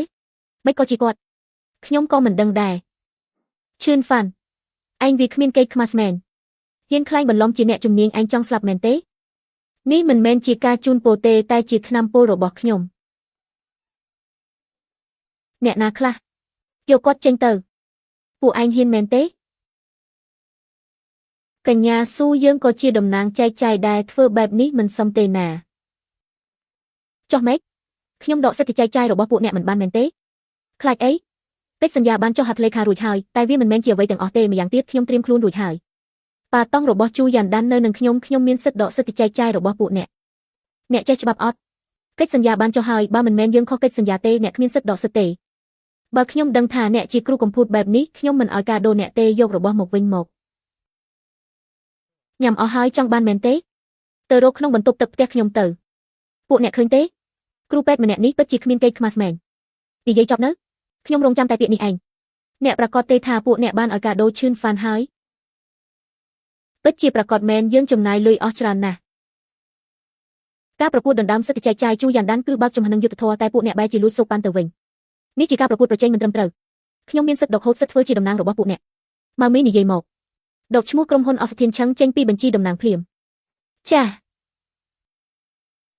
បងស្រីស៊ូឆានេះជាការយល់ច្រឡំទេពួកគេគ្រាន់តែលេងសើចសុំបងមេត្តាផងលេងសើចឬសួរអ្នកទាំងអស់គ្នាមើលថាគេជឿទេដកសិទ្ធិគេទៅមុខក្រាស់ណាស់គួរតែបិទក្រុមហ៊ុនធានឆឹងចោលខ្ញុំសូមប្រកាសថាចាប់ពីពេលនេះទៅមិនសហការជាមួយក្រុមហ៊ុនណាដែលតាក់ទងនឹងធានឆឹងទេអ្នកនាំស្រីឈួតនេះមកធ្វើអីហិនហោចអស់ហើយទាំងអស់នេះគឺព្រោះតែឯងចុះវាពាក់ព័ន្ធអីនឹងខ្ញុំតាមដែលឯងនិយាយគឺរឿងនេះខូចអស់ហើយខ្ញុំជាមនុស្សច្បាស់លាស់រឿងគុណទោសដកលុយលោកឈឿន$200នោះជាការយល់ឃើញរបស់ខ្ញុំបាទតែវាមិនគ្រប់គ្រាន់នឹងសងទេរឿងចប់ត្រឹមនេះដេញពួកគេចេញទៅ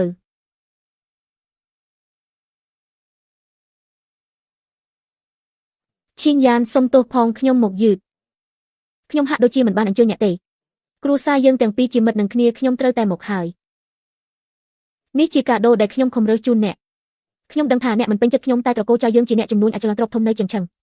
ចាស់ទុំខាងអ្នកក៏ពេញចិត្តខ្ញុំដែរបើយើងបានរួមរស់នឹងគ្នាគឺពិតជាល្អខ្លាំងណាស់សង្ឃឹមថាអ្នកនឹងទទួលយកចិត្តខ្ញុំបើចង់នៅជាមួយខ្ញុំត្រូវឆ្លងកាត់គាត់សិនឈីងអៀនទោះអ្នកបដិសេធខ្ញុំក៏មិនបាច់ធ្វើបែបនេះដែរអាម្នាក់នេះមានអ្វីប្រៀបនឹងខ្ញុំហើយគាត់មកនៅទីនេះ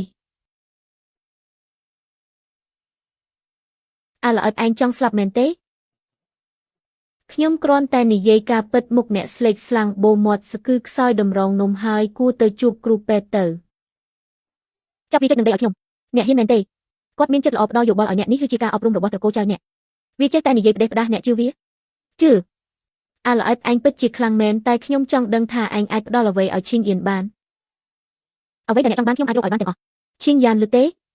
មនុស្សបែបនេះចេះតែនិយាយផ្ដេសផ្ដាសគ្រាប់អង្កាំនេះព្រះសង្ឃបានសូត្រមន្តឲ្យថ្លៃដល់ទៅ4,500,000អ្នកមានលទ្ធភាពទិញទេអ្នកយករបស់ចង្រៃបែបនេះមកឲ្យឈីងយ៉ានតើមានបំណងអ្វីទិញមិនកើតក៏មកមួលបង្កាច់ខ្ញុំមែនទេខ្ញុំមួលបង្កាច់អ្នករឿងអីចៅឆឹងអ្នកចង់ធ្វើស្អីឲ្យប្រាកដឈីងយ៉ាននេះជាការយល់ច្រឡំទេអ្នកលក់អង្កាំនេះទេដែលល្បិចកខ្ញុំនឹងទៅរកគេឲ្យដឹងសាច់ការអ្នកភ័យខ្លាចហើយមែនទេទៅដើរលេងជាមួយខ្ញុំបន្តិចទៅចៅឆឹងមិនព្រមឈប់ត្រឹមនេះទេអ្នកខ្លាចទេអ្នកគិតយ៉ាងម៉េចដែរខ្ញុំឯណាដឹងលោកលូជួយខ្ញុំផងលោកលូនេះអ្នករឿងគ្រោះថ្នាក់ដែលអ្នកនិយាយគឺពិតមែនមុនដំបងឡានបុកឥឡូវផើងផ្កាធ្លាក់មកទៀតខ្ញុំទើបតែចុះមកក្រោមក៏ត្រូវផើងផ្កាធ្លាក់ចំតើយន់ដែលខ្ញុំឲ្យអ្នកទៅណាខ្ញុំស្មានថាអ្នកបោកខ្ញុំក៏ឲ្យទៅកូនចៅបាត់ទៅឈឿនទូខ្ញុំអស់ផ្លូវហើយឈឿនឲ្យខ្ញុំមួយសន្លឹកទៀតមកខ្ញុំឲ្យ10កតដែលខ្ញុំទិញ10កតពេលនេះយន់មួយសន្លឹកខាងលែងជាប់ហើយតើខ្ញុំត្រូវរងចាំសេចក្តីស្លាប់មែនទេគុំតន់អើនៅមានវិធីឈីងអៀនអ្នកត្រឡប់ទៅវិញសិនទៅជូអៀនទៅផ្ទះអ្នក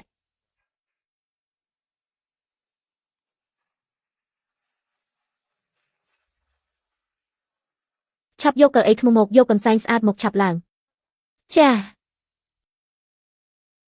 ផ្ចង់អារម្មណ៍ឲ្យនឹងខ្ញុំនឹងជួយដេញសេចក្តីអាក្រក់ចេញពីខ្លួនអ្នកបាទ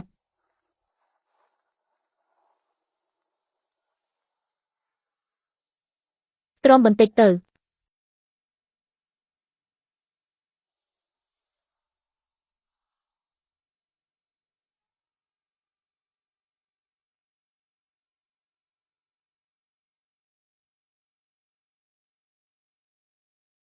យកកន្សែងជូតទៅមិនអីទេ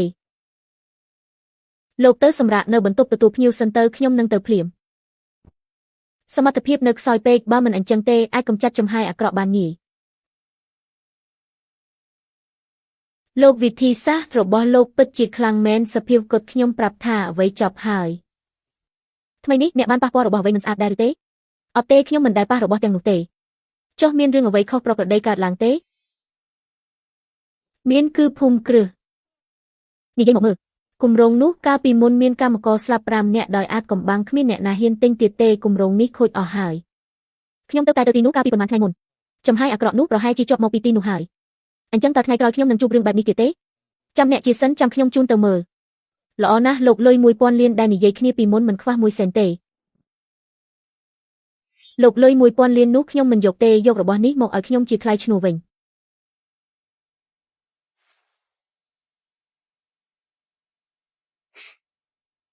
បន្ទាប់មកអាចបន្តចម្រាញ់ថ្នាំពៅកម្លាំងបានទៀតហើយបងប្រុសឈឿនហ្វាន់យប់នេះមានការអីអត់ខ្ញុំគិតថានាំធានចិនទៅលេងផ្ទះអ្នកឬមួយចង់អរគុណរឿងសិទ្ធលក់ដូរហ្នឹងបានគាត់យល់ព្រមហើយអញ្ចឹងខ្ញុំទៅបដូរខោអាវសិនធានចិនអ្នកគិតច្បាស់ហើយមែនទេគិតច្បាស់ហើយគាត់ជួយលោកតាខ្ញុំត្រូវតែតបស្នងគាត់មិននិយាយខ្ញុំត្រូវតែរហ័សរហួនល្អលោកតាគាំទ្រអ្នក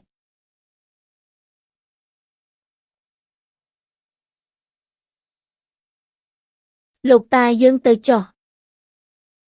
បងប្រុសឈឿនវ៉ាន់ស្រាមួយកែវនេះខ្ញុំសុំផឹកអស់គុណធម៌របស់អ្នកពួកយើងចៅតានឹងចងចាំជានិច្ចកុំក្រែងចិត្តអីកញ្ញាយ៉ាងថ្ងៃនេះមានរឿងអីមិនត្រូវមាត់សោះខ្ញុំមិនចង់ទេខ្ញុំទៅនឹកឃើញថាមានការខ្ញុំសុំទៅមុនហើយលោកគ្រូពេទ្យលៀងខ្ញុំជូនលោកទៅមិនបាច់ជូនទេការងារអ្នកទាំងពីរសំខាន់ជាង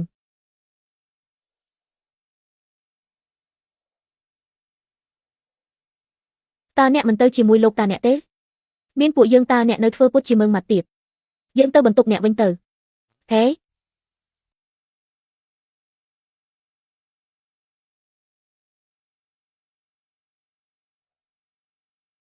អ្នកធ្វើអីហ្នឹងខ្ញុំបំពេញតាមការសន្យាហើយលោកតាថាអាយុប៉ុណ្ណេះអ្នកមានតែតម្រូវការបែបនេះកញ្ញាលៀងខ្ញុំមិនមែនជាមនុស្សបែបនោះទេអ្នកមានន័យថាម៉េចពាក្យសន្យារបស់ខ្ញុំគ្មានតម្លៃទេឆាប់ចូលទូមកខ្ញុំមិនបានចង់ឲ្យអ្នកធ្វើបែបនេះទេចុះអ្នកចង់ឲ្យខ្ញុំធ្វើអីក្នុងនោះមានខោអាវខ្ញុំកូរទុកកន្លះខែហើយម៉ាស៊ីនបោកខោអាវខូចបាត់អ្នកទៅបោកឲ្យខ្ញុំទៅនេះជាសំណូមពររបស់ខ្ញុំអ្នកមិនអាចបដិសេធបានទេ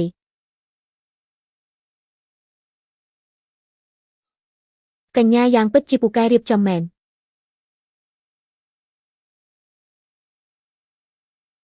ធានចិនយប់មិញយ៉ាងម៉េចដែរមានរឿងអីឈឿនហ្វានធ្វើរឿងឈួតដាក់អ្នកមែនទេពិតមែនហើយខ្ញុំត្រូវប្រើដៃបោកខោអាវឲ្យគាត់ពេញមួយយប់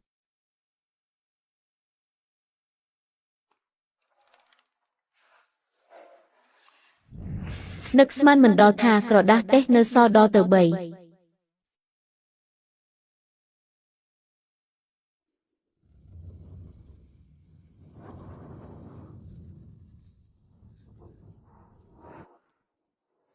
ដល់ពេលត្រូវរៀនវិជ្ជាហុងស៊ុយនិងក្បួនចិនខ្លះហើយ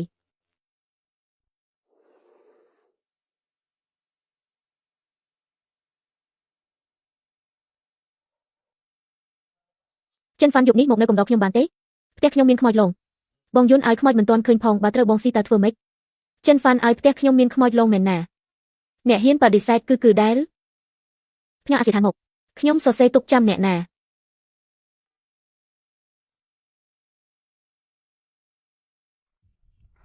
ចិនហ្វាន់ឲ្យគឺនឹកអ្នកណា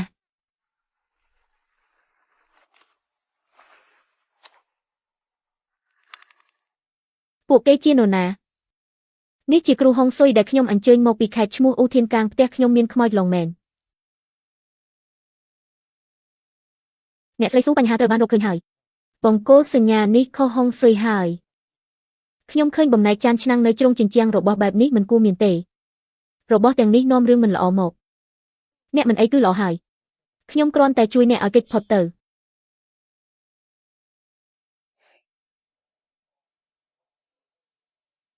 រឿងនេះមិនសាមញ្ញទេអ្វីដែលអ្នកនិយាយគ្រាន់តែជាសម្បកក្រៅឯងជានរណាបានជាហ៊ានសង្ស័យគ្រូខ្ញុំលោកគ្រូអ៊ូជាគ្រូហុងស៊ុយកុំមកបង្កចំនួនលោកគ្រូអ៊ូកុំខឹងអីសង្សារខ្ញុំចូលចិត្តស្រាវជ្រាវផ្ដេសផ្ដាសឃើញមុខអ្នកទេទើបខ្ញុំមិនប្រកាន់ថ្ងៃក្រោយប្រាប់គេកុំមកអួតអាងនៅមុខលោកខ្វាន់អ៊ូខ្ញុំមើលទៅគ្រូអ្នកគ្រាន់តែជាការលើកជើងទេសៀវសឺឯងចង់ស្លាប់មែនទេហាមប៉ះគាត់អ្នកថាការវិនិច្ឆ័យខ្ញុំគ្រាន់តែជាសម្បកក្រៅចុះអ្នកថាវិញមូលហេតុពិតប្រាកដគឺអ្វីធ្វើពុតជាអស្ចារ្យលោកគ្រូបានមើលរួចហើយតើគេអាចរកឃើញអ្វីទៀតពិតជាមនុស្សចូលចិត្តបង្កបញ្ហាពិតមែនប៉ាខ្ញុំនឹងទទួលខុសត្រូវជំនួស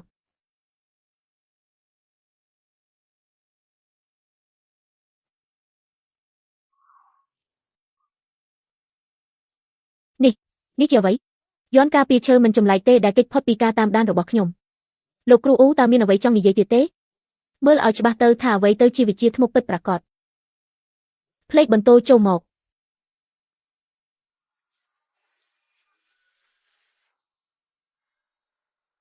ប៉ាឈិនហ្វានសង្ហាខ្លាំងណាស់សូមជាបរិះដែលខ្ញុំពេញចិត្តមែនវិជាផ្លេកបន្ទោនៃសាសនាតាវនេះគឺជាវិជាផ្លេកបន្ទោនៃសាសនាតាវលោកគ្រូពួកយើងភ្នែកមិនដល់សូមលោកគ្រូអភ័យទោសឲ្យផងលោកគ្រូសូមមេត្តាជីវិតផងក្រោកឡើងចុះក្រោយមកកុំធ្វើខ្លួនអួតអាងទៀតសូមលោកគ្រូទទួលខ្ញុំជាសិស្សផងខ្ញុំមិនមែនអ្នកប៊ូទេមិនទទួលសិស្សទេក្រោកឡើងសិនទៅលោកគ្រូខ្ញុំដឹងថាខ្ញុំគ្មានសមត្ថភាពធ្វើជាសិស្សលោកទេតែសូមឲ្យខ្ញុំធ្វើជាអ្នកបម្រើលោកចុះឲ្យតែបានបម្រើលោកក៏បាន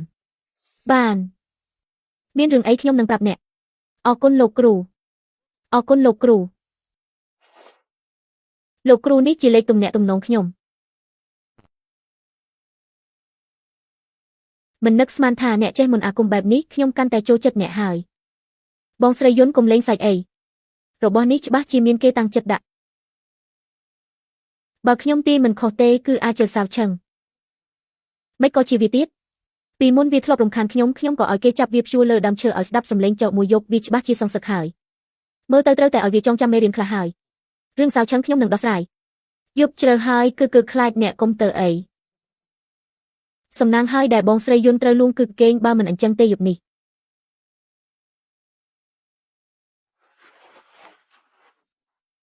អ្នកចូលចិត្តបើកភ្លើងមែនទេបងស្រីយុនលែងខ្ញុំទៅខ្ញុំមានម្ចាស់ចិត្តរួចហើយអ្នកនឹងនាងមិនអាចទៅរួចទេគួរឲ្យអាណិតណាស់ម៉ាក់តាម៉ាក់កំពុងឆ្លុះជាមួយប៉ាឈិនវ៉ានមែនទេម៉ាក់កំពុងម៉ាស្សាឲ្យប៉ាឈិនហ្វានក៏តើកូនក្រោកមកធ្វើអីម៉ាក់កូនអាចដេកកណ្ដាលម៉ាក់ប៉ាបានទេបានតើ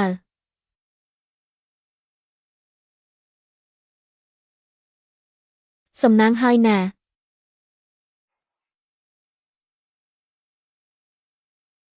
យប់មិញនេះចម្លែកមែនលោកឆិនមានគេមករកលោកគេថាគេមកផ្ញើរបស់លោកឆិនខ្ញុំជាកណេឲ្យករបស់លោកលូខ្ញុំមកជូនកាតនេះដល់លោកនេះជាកាតមាសខ្មៅក្នុងនេះមានប្រាក់រង្វាន់ 1000 លានដែលលោកលូសន្យាជាមួយលោកខ្ញុំបានទទួលរង្វាន់រួចហើយខ្ញុំមិនអាចយកលុយនេះបានទេលោកឆិនលោកម្ចាស់ថាលោកជាអ្នកមានគុណសង្គ្រោះជីវិតគាត់លុយនេះត្រូវតែយកបើលោកមិនយកគាត់នឹងខ្ញុំចេញសូមលោកមេត្តាផងបានហើយផ្ញើពាក្យអរគុណទៅលោកលូផង10,000 លានលោកលូពិតជាចិត្តទូលាយមែនទោះបីមានទ្រព្យ 10,000 លានក៏ដោយក៏ត្រូវតែចេះសន្សំសំចៃដែរឈឿនហ្វានអ្នកគឺសុងឈៀនមែនទេពិតជាអ្នកមែនតើនិយាយថាអ្នករៀបការហើយជីវិតយ៉ាងម៉េចដែរលែងលះហើយសុំទោសណាមិនអីទេខ្ញុំរួចរាល់ហើយត្រូវទៅធ្វើការសិនខ្ញុំធ្វើការនៅបាម៉ៃអាមេក្បែរនេះទំនេរមកលេងខ្ញុំផងបាន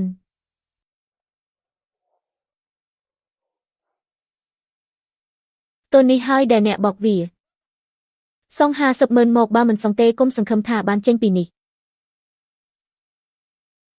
ខ្ញុំមិនបានប៉ះផងទៅមើលកាមេរ៉ាទៅកាមេរ៉ាខូចហើយភ្នែកខ្ញុំទាំងពីរនេះជាសាក្សីតែថាណាឃើញអ្នកស្អាតបែបនេះបើគ្មានលុយសងក៏បានដែរយប់នេះទៅសន្តាគារជាមួយខ្ញុំលុយ50,000នេះអ្នកអាចសងបន្តិចម្ដងបាន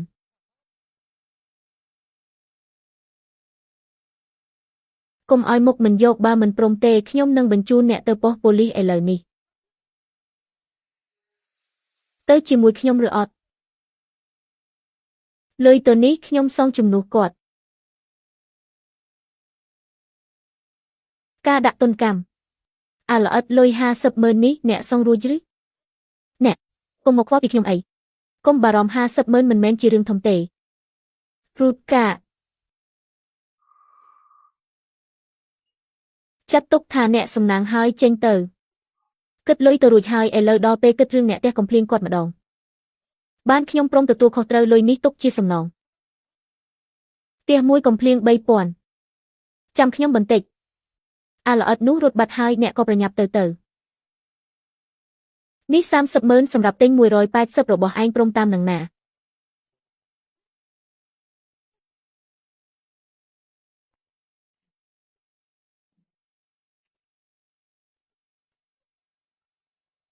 វាគាត់ដល់ថ្នាក់នេះមិនអីទេមែនទេមិនអីទេនេះជាការរកស៊ីត្រឹមត្រូវខ្ញុំឲ្យលុយគាត់ហើយឈិនហ្វាន80,000នោះខ្ញុំនឹងសងអ្នកវិញឲ្យបានមិត្តចាស់កុំនិយាយរឿងលុយតាអីរឿងនេះកុំលើកមកនិយាយទៀតងាប់ហើយខ្ញុំទៅធ្វើការយឺតហើយអញ្ចឹងអ្នកប្រញាប់ទៅចុះចាំតាក់ទងគ្នាណា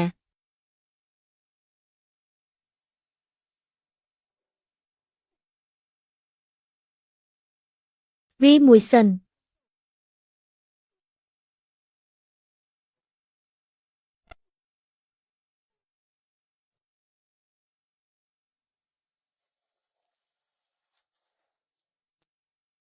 អ្នកនាងយន្តមិនមែនខ្ញុំទេខ្ញុំនិយាយថាជាអ្នកមែនទេឃើញដល់មុខឪពុកអ្នកខ្ញុំទុកជីវិតឲ្យបើហ៊ានគិតរឿងនេះទៀតត្រកូលចៅមិនបាច់មានទៀតទេកាត់ម្រាមដៃគេពីរអាហារីលោកគ្រូសូមជួយខ្ញុំផងមានរឿងអ្វីធម្មពលដែលអ្នកឲ្យខ្ញុំត្រូវបានគេរកឃើញហើយអ្នកនោះឈ្មោះឈឿនហ្វានខ្ញុំផឹកទឹកមុនបិទភ្នែកហើយតើគេរកឃើញបានម៉េចខ្ញុំក៏មិនដឹងដែរសូមលោកគ្រូជួយដោះស្រាយឈឿនហ្វានខ្ញុំនឹងរកស្រីស្អាត10នាក់ជូនខ្ញុំកំពុងវឹកហាត់សំខាន់មិនអាចចេញមុខបានទេយកយន្តការពារនេះទៅចាំខ្ញុំសម្រេចកិច្ចការសឹមទៅដោះស្រាយគេអរគុណលោកគ្រូ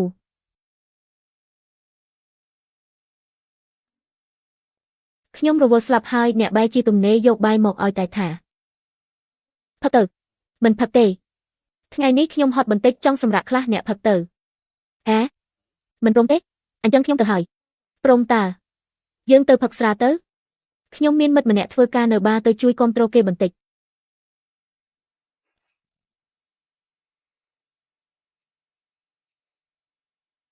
ចុះលោកប្រធានសង្ហែងលោកប្រធានសុងកំពុងនៅបន្ទប់ក្បែរនេះជាមួយភ្ញៀវមិត្តភក្តិអ្នកម្នាក់នោះជាស្រីមែនទេស្អាតទេស្អាតណាស់តែពួកយើងគ្រាន់តែជាមិត្តធម្មតាទេមកពន្យល់ខ្ញុំធ្វើអីខ្ញុំជាមួយអ្នកមិនបានពាក់ព័ន្ធអីនឹងគ្នាទេយប់នេះទៅសន្តាគារជាមួយបងធានាថាអ្នកនឹងដកខ្លួនមិនរួច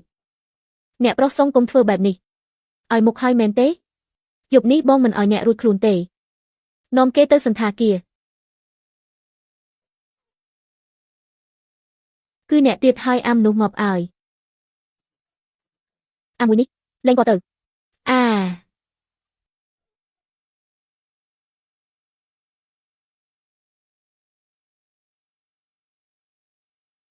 ឯងបំផ្លាញការងារខ្ញុំហេតុអ្វីចូលចិត្តរឿងគេម្លេះបើឯងធ្វើរឿងអាក្រក់កុំបន្ទោសខ្ញុំដែរលោកដៃចាំមើលចុះស្រីម្នាក់នេះខ្ញុំមិនឲ្យរួចខ្លួនទេការពារបានមួយពេលតើការពារបានមួយជីវិតទេឯងហ៊ានប៉ះខ្ញុំទៀតហីខ្ញុំសម្លាប់ឯងមកសាកមើលទៅស្លាប់ទៅ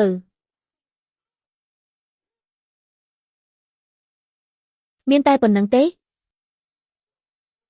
ខ្ញុំជាអ្នកប្រុសធំត្រកូលចៅឯងហ៊ានវាយខ្ញុំគឺប្រឆាំងនឹងត្រកូលចៅឪពុកខ្ញុំមិនឲ្យឯងរួចខ្លួនទេពិតមែនឬនឹងមានអ្នកស្លាប់ហើយចាំមើលចុះខ្ញុំមិនព្រមលែងអ្នកទេ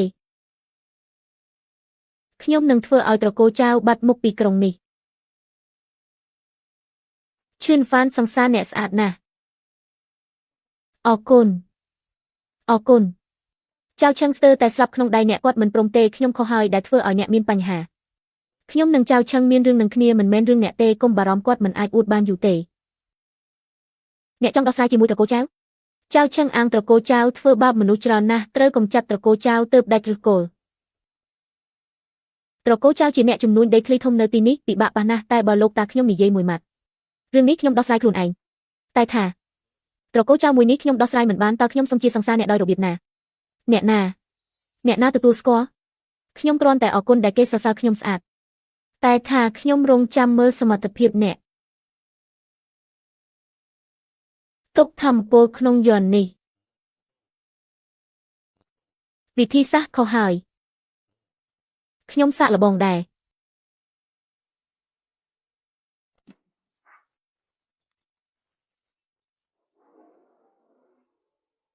កម្លាំងនេះគឺពេញដៃខ្ញុំហើយគ្រប់គ្រាន់ បងប្រុសឈឿនហ្វានខ្ញុំជាសះស្បើយហើយតើយើងទៅភូមិគ្រូយុនវូពេលណាយប់នេះតែម្ដងទៅលោកគ្រូអ៊ូយប់នេះទៅភូមិគ្រូយុនវូជាមួយខ្ញុំបងប្រុសឈឿនហ្វានត្រូវតែយប់នេះមែនទេនៅនេះត្រជាក់ស្រេបខ្ញុំព្រឺសម្បូរអស់ហើយបើអ្នកជាខ្មោចតើអ្នកចេញមកពេលថ្ងៃទេសំហេតុផលទីនេះធំពោខ្លាំងណាស់តើកំហឹងនេះមកពីណាបងប្រុសឈឿនហ្វានឬថាគ្រូហុងស៊ុយអ៊ូធានកាងមកដល់ហើយបើអាចអញ្ជើញគាត់បានមិនស្មើខ្ញុំទេអ្នកនិយាយអួតហើយលោកគ្រូអ៊ូល្បីយូរហើយចេះមុនអាគមឯអ្នកនៅក្មេងនៅឡើយលោកគ្រូឈឿនខ្ញុំមកយឺតសុំគុំប្រកាន់អីអ្នកគឺអ៊ូលោកគ្រូបងប្រុសកុំនិយាយលេងអីនៅចំពោះមុខលោកគ្រូចេនខ្ញុំណាហ៊ានហៅខ្លួនឯងថាគ្រូទៅខ្ញុំគ្រាន់តែជាអ្នកដើរតាមលោកគ្រូចេនប៉ុណ្ណោះអ្នកដើរតាមលោកគ្រូចេនមិញនេះខ្ញុំបានហើយចូលទៅនេះហើយជាក្នុងបង្អែកពិតប្រាកដត្រូវតែតោងឲ្យជាប់លោកគ្រូចេនហុងស៊ុយទីនេះខូចអស់ហើយទីពីយប់មានប្រតិកម្មខ្លាំងបំផុតទៅមើលបន្តិចទៅលោកគ្រូចេនបញ្ហាគឺនៅត្រង់នេះតើអ្នកទាំងអស់គ្នាសំឡេងស្រីយំទេមើលទៅរបស់នៅទីនេះមិនធម្មតាទេ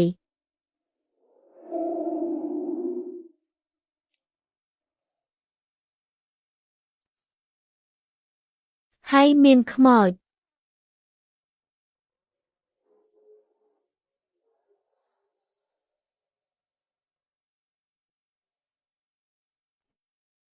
ប្រើអំណាចចង្រិតមែនហៅថាប្រយ័ត្នប្រយែងមែនណា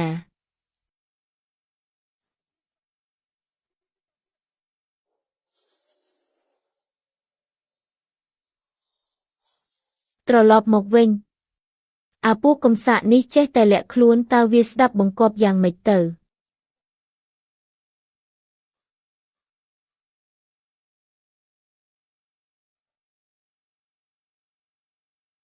ក្រោកឡើងខ្ញុំដកមុនអាគមចេញហើយតើហេតុអ្វីអ្នកនៅតែឈឺចាប់ទៀតលោកគ្រូមានកម្លាំងខ្លាំងក្លាដូចព្រះអាទិត្យខ្ញុំមិនអាចទប់ទល់បានទេវាជាបញ្ហាកាយសម្ពាធរបស់ខ្ញុំហេតុអ្វីអ្នកនៅតែធ្វើបាបមនុស្សទៀតលោកគ្រូយល់ច្រឡំហើយខ្ញុំមិនដែលធ្វើបាបអ្នកណាទេអ្នកដែលស្លាប់នៅទីនេះគឺស្លាប់ដោយសារមន្តអាគមរបស់លោកហ៊ានលេងល្បិចនេះនៅលើទឹកដីរបស់ខ្ញុំផងហ៊ានប្រើល្បិចចង្កក់បែបនេះពួកអាពូត្រឆាននេះពិតជាសាហាវមែនលោកគ្រូចេញតើមានវិធីដោះស្រាយទេទៅតាមផ្លូវនឹងទៅស្អែកខ្ញុំនឹងឲ្យគេជីកយកឆ្អឹងអ្នកចេញដើម្បីបំបែកអាគមនេះរួចអ្នកនឹងបានទៅចាប់ជាតិថ្មី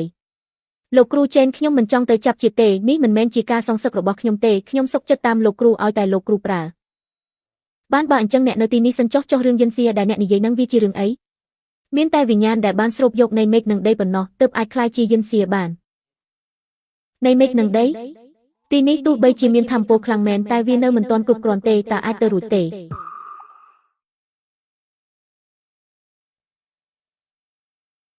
វាជាខ្សែស្រឡាយនាគនេះហើយទើបជាកំណប់ទ្រព្យពិតប្រាកដ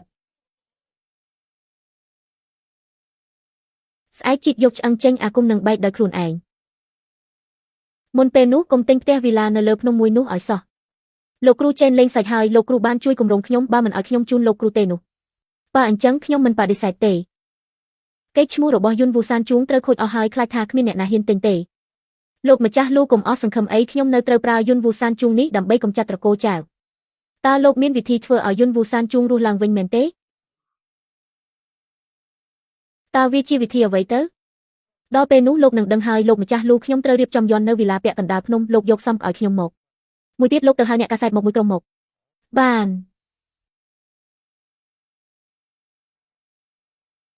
លោកគ្រូអ៊ូរឿងកំចាត់យន្តអាក្រក់នេះខ្ញុំពឹងលោកហើយលោកគ្រូចិនកុំចិត្តអី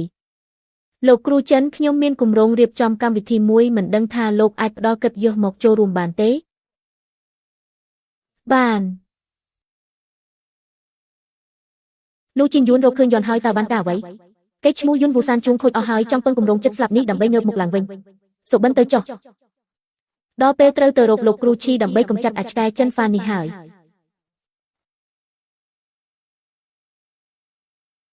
លោកគ្រូឈីអាឆេនហ្វាននេះធ្វើបាបគេខ្លាំងពេកសូមលោកជួយផងតើអ្នកបានប្រើយន្តដែលខ្ញុំឲ្យហើយឬនៅគេគ្រាន់តែលើកដៃក៏បំបែកវាបានដែរមានតែលោកទេដែលអាចបង្ក្រាបគេបានលើកដៃបំបែកបានម្នាក់នេះមិនធម្មតាទេខ្ញុំមិនទៅស្លាប់ដោយសារគេទេ លោកគ្រូឈីស្រីស្អាតទាំង10នាក់ដែលលោកចង់បានខ្ញុំរកបានហើយតើលោកនឹងធ្វើសកម្មភាពពេលណាខ្ញុំហាត់ក្បាច់គុណហើយក៏ធ្លាក់ក្នុងអន្លង់មាសមិនក៏អាចទៅរួចពេលហាត់គុណខ្ញុំឃើញរូបថតស្រីស្អាតដែលអ្នកផ្ញើមកក៏ភ្លេចខ្លួនរហូតធ្លាក់ក្នុងអន្លង់មាសពេលនេះខ្ញុំត្រូវការសម្រាកអ្នកទៅវិញទៅអាចឈួតនេះចាស់នេះកំពុងតែបោកខ្ញុំគួរឲ្យស្ដាយណាស់មិនអាចរងចាំបានទៀតទេតើលោកឈីនៅទេលោកគ្រូអ៊ូយូហើយមិនបានជួបគ្នាសូមអញ្ជើញចូលមកមិននឹកស្មានថាលោកឈីក៏នៅទីក្រុងជីនឆឹងដែលធ្វើឲ្យខ្ញុំភ្ញាក់ផ្អើលមែនខ្ញុំបានឃើញតាមទូរទស្សន៍ថាលោកបានបំបីកលនាងការពារនៅយុនវូសានជួង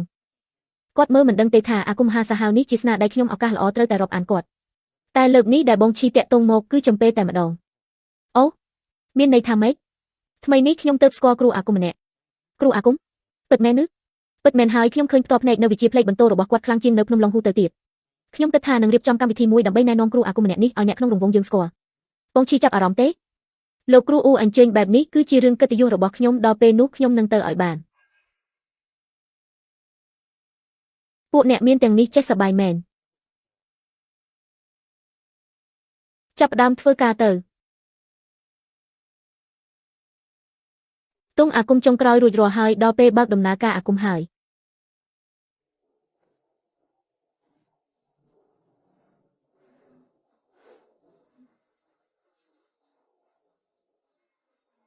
អាគមនាគទាំង5នេះពិតជាល្បីល្បាញមែនលោកគ្រូឈឿនថាថ្ងៃនេះនឹងមានរឿងល្អកើតឡើងតែហេតុអ្វីគ្មានដំណឹងអ្វីសោះលោកថាមានរឿងធំកើតឡើងមែនទេរងចាំយូរហើយគ្មានឃើញមានអ្វីសោះយើងនៅមានការត្រូវធ្វើទៀតគ្មានពេលចាំទេបងប្អូនរងចាំបន្តិចទៀតទៅខ្ញុំថាមានគឺត្រូវតែមានបើគ្មានទេខ្ញុំសង្ឃ្លាយពលកម្មទ្វេដងឈឿនហ្វាន់នេះមិនមែនបរាជ័យហើយទេអ្នកទាំងអស់គ្នាមើលនោះដើមឈើងាប់រស់ឡើងវិញផ្កាស្គូស្គីពេញដើមនេះជាសញ្ញាល្អហើយនៅចូលធ្វើអ្វីថតទុកទៅបាតុភូតអស្ចារ្យបែបនេះឈ្មោះសម្លេងរបស់យុនវូសានជួងនឹងត្រូវផ្លាស់ប្ដូរហើយឈឿនហ្វាន់លោកពិតជាអ្នកមានគុណរបស់ខ្ញុំមែនកាលពីម្សិលមិញនៅយុនវូសានជួងមានបាតុភូតអស្ចារ្យកើតឡើងដើមឈើងាប់រស់ឡើងវិញផ្កាស្គូស្គីដែលធ្វើឲ្យមហាជនចាប់អារម្មណ៍យ៉ាងខ្លាំងយើងមិនអាចពន្យល់ពីបាតុភូតធម្មជាតិនៅយុនវូសានជួងនេះបានទេតាំងពីមានរឿងល្អនៅយុនវូសានជួងមកខ្យល់អាកាសនៅទីនេះល្អឡើងច្រើនពេលនេះពេលចេញពីធ្វើការពិតជាអស្ចារ្យមែននៅទីនេះច្បាស់ជាអាយុវែងមិនខានទោះថ្លៃប៉ុណ្ណាក៏ខ្ញុំទិញដែរមើលទៅលទ្ធផលល្អជាងអ្វីដែលខ្ញុំគិតទៅទៀតមានរៀបចំក្បួនបែបនេះភូមិគ្រីយុនវូនឹងមាននីតិខុសដៅពេញមួយឆ្នាំលោកម្ចាស់ខ្ញុំធ្លាប់និយាយហើយថានឹងធ្វើឲ្យត្រកូលចៅបាត់ខ្លួនពីទីក្រុងនេះដល់ពេលហើយធ្វើតាមខ្ញុំប្រាប់ទៅចាំទុកថាហាមធ្វើបាបអ្នកណាចៅឆឹងបើគ្មានត្រកូលចៅតើអញជាអ្វីទៅមានខ្មោចលងអ្នកឃើញផ្ទាល់ភ្នែកថាឃើញខ្មោចស្លៀកពាក់ក្រហមអាចលនទ្របត្រកូលចៅជាច្រើនកន្លែងមានពាក្យចាំអារាមថាខ្មោចលងគេថាអ្នកប្រុសធំត្រកូលចៅធ្វើបាបក្មេងស្រីស្លូតត្រង់រហូតដល់ខ្មោចតាមសង្សឹកលោកប្រធានគម្រោងឡុងថឹងហោហ្វូត្រូវបានគេលុបចោលច្រើនណាស់ដើមទុនក្រុមហ៊ុនវើមិនទាន់ទេបើលក់មិនចេញទៀតយើងប្រហែលជាខ្សែថនហើយនេះជាស៊ូចង់កំចាត់ខ្ញុំមែនទេ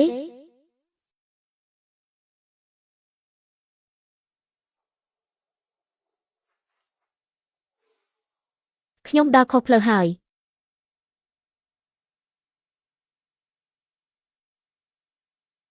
ប៉ាសក់ប៉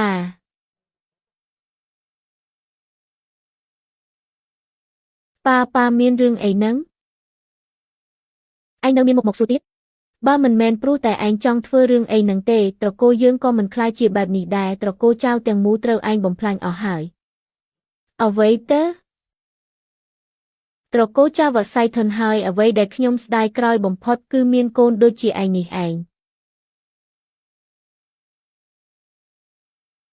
អ្នកប្រុសមានគេឲ្យខ្ញុំយកនេះមកជូនអ្នកឈឿនហ្វានខ្ញុំនឹងមិនទុកឯងឲ្យនៅរស់ឡើយឈឿនតាស៊ឺជួយត្រកូលចៅខ្ញុំផងបើអាចសម្លាប់ឈឿនវ៉ានបានត្រកូលចៅខ្ញុំនឹងមានសង្ឃឹមវិញចៅឆឹងខ្ញុំប្រាប់ការពិតទៅចុះឈិនហ្វានលើកដៃបំបែកយន់ខ្ញុំគាត់មិនមែនជាគូប្រកួតរបស់ខ្ញុំទេ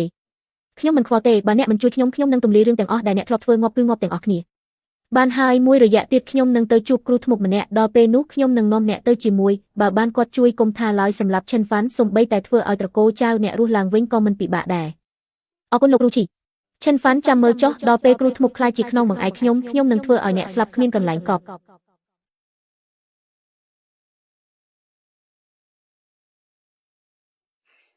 មានក្បួនយន្តនេះការទម្លុះកម្រិតពិតជាលឿនមែន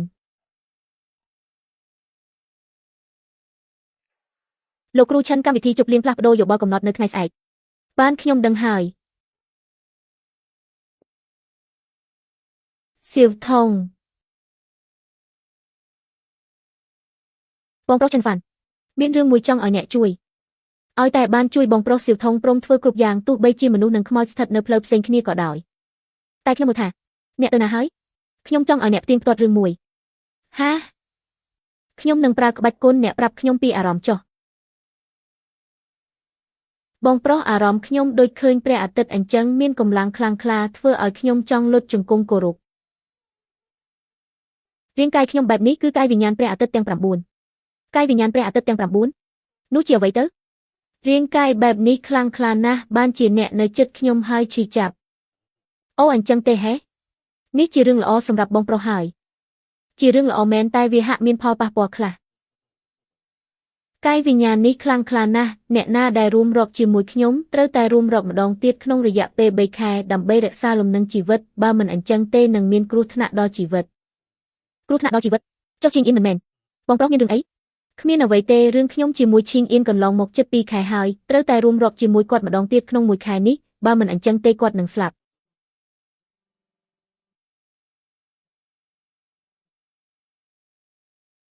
ឈីងយ៉ានបងប្រុសទី3ដែលខ្ញុំស្អប់នឹងហើយខ្ញុំទៅញ៉ាំបាយខ្ញុំសង្ស័យថាគាត់ចង់ណែនាំគូស្រករឲ្យខ្ញុំទៀតហើយអ្នកទៅជាមួយខ្ញុំទៅបាន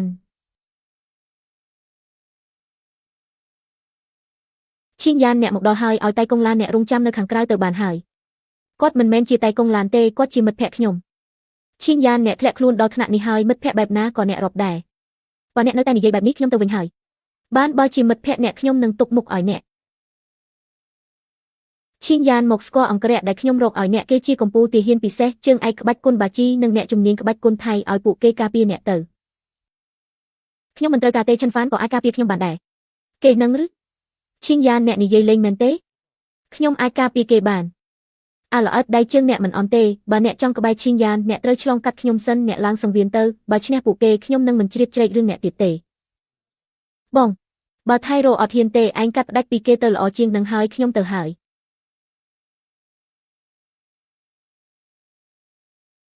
ខ្ញុំសាកល្បងជាមួយអ្នកសិនមកម្ដងមួយពេលណាស់ពួកអ្នកទាំង3ចូលមកព្រមគ្នាទៅអួតខ្លាំងណាស់ចូលមកព្រមគ្នាទៅឲ្យគេដឹងពីសមត្ថភាពពួកអ្នកម្ដង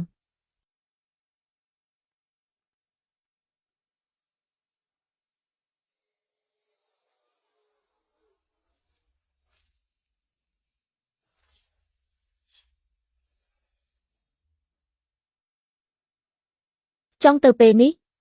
យឺតពេកហើយ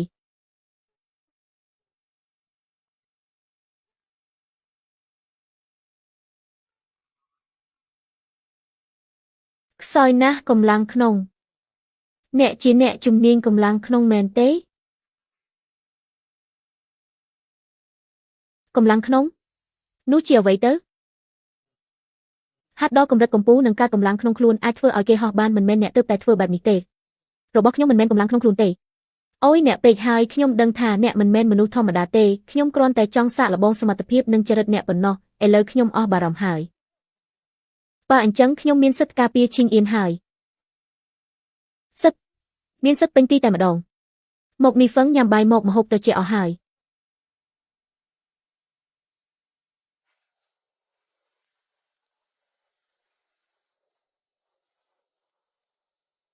អ្នកពូកែណាស់ចេះមើលហុងស៊ុយហើយថែមទាំងវាយពូកែទៀតរឿងតូចតាចទេនេះស្អែកមានពិធីជប់លៀងទៅជាមួយខ្ញុំទៅបានតើមនុស្សឈួតនេះទីបំផុតក៏ព្រមណាត់ខ្ញុំមុន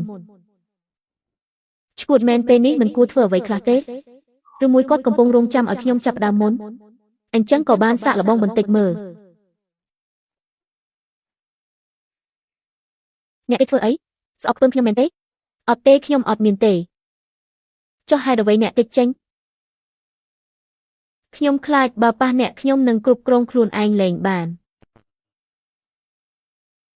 គ្រប់គ្រងខ្លួនឯងលែងបានមានន័យថាម៉េចគឺថាពេលខ្ញុំប៉ះអ្នកខ្ញុំមានអារម្មណ៍ចង់បានអ្នកខ្លាំងណាស់ពិបាកនឹងទប់អារម្មណ៍ណាស់ហើយនិយាយតាមត្រង់ទៅរឿងនេះយើងគួរតែដោះស្រាយយូរហើយហួសហេតុពេកហើយចុះពីឡានទៅខ្ញុំនិយាយមែនណាឈិនយ៉ានជឿខ្ញុំចុះទៅឲ្យឆ្ងាយអាមនុស្សឈួតរកលេសមកដោះសារបានស្អុយមែន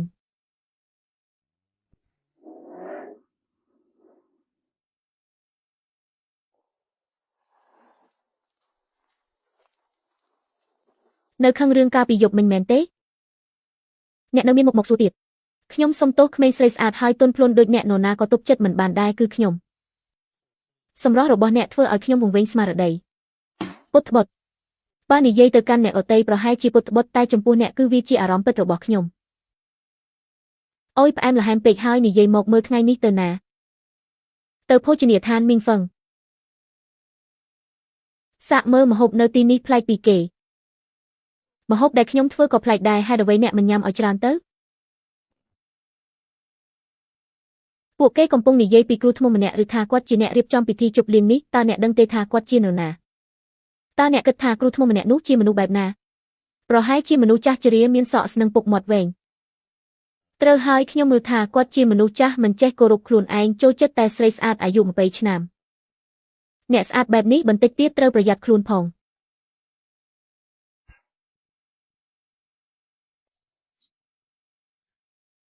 អាមនុស្សឈួតហ៊ានលេងសើចនឹងខ្ញុំផងលោកគ្រូឈីអ្នកទាំងនេះពូកែអុកណាស់សុទ្ធតែជាកំពូលអ្នកសរសេរអក្សរអ្នកដែលមកថ្ងៃនេះសុទ្ធតែមិនធម្មតាតែបើបុកបញ្ចូលគ្នាក៏មិនស្មើនឹងរៀមដៃមួយរបស់លោកគ្រូដែរលោកគ្រូឈីលោកនិងលោកគ្រូអ៊ូជាមិត្តចាស់នឹងគ្នាជួយនិយាយល្អពីខ្ញុំប្រាប់លោកគ្រូផងទុកចិត្តចុះងាប់ហើយហេតុអ្វីក៏គេនៅទីនេះដែរតើអ្នកនោះជានរណាគេគឺឈឿនហ្វានក្មេងដល់ថ្នាក់នេះអាមួយនេះមិនធម្មតាទេកុំទៅរកគ្រងគេអីទីនេះជាកន្លែងលោកគ្រូគេមិនហ៊ានធ្វើអ្វីផ្ដេសផ្ដាសទេខ្ញុំត្រូវតែធ្វើឲ្យគេអាម៉ាស់ដើម្បីបំបត្តិកំហឹងក្នុងចិត្តអ្នកប្រុសចៅគ្រួសារលោកទើបតែខ្សែធនតើលោកនៅមានអារម្មណ៍មកចូលរួមពិធីជប់លៀងទៀតគ្រួសារខ្ញុំគ្រាន់តែជួបបញ្ហាបណ្ដោះអាសន្នទេឯលោកវិញជាអ្នកក៏ជួយអ្នកនាងស៊ូធ្វើរឿងអាម៉ាស់គ្រប់កន្លែងលោកវានៅតែជាអាប្រុសចិញ្ចឹមគេចៅឆឹងលោកកុំឲ្យវាហួសហេតុពេកខ្ញុំនិយាយការពិតក៏ខុសដែរឬការចោទប្រកាន់ផ្ដេសផ្ដាសគ្រាន់តែធ្វើឲ្យខាតពេលប៉ុណ្ណោះអាមនុស្សថោកទាបនេះចាំមើលពេលខ្ញុំអញ្ជើញលោកគ្រូធំមកធ្វើជាក្នុងបង្អែកឲ្យត្រកូលចៅដល់ពេលនោះឯងនឹងដល់ថ្ងៃស្លាប់ហើយឯងប្រកាសចិត្តម្លេះថាលោកគ្រូធំនឹងមកធ្វើជាក្នុងបង្អែកឲ្យឯងលោកគ្រូឈីនឹងជួយខ្ញុំស៊ើបអង្កេតខ្ញុំមានទំនុកចិត្តដល់ទៅ9ភាគ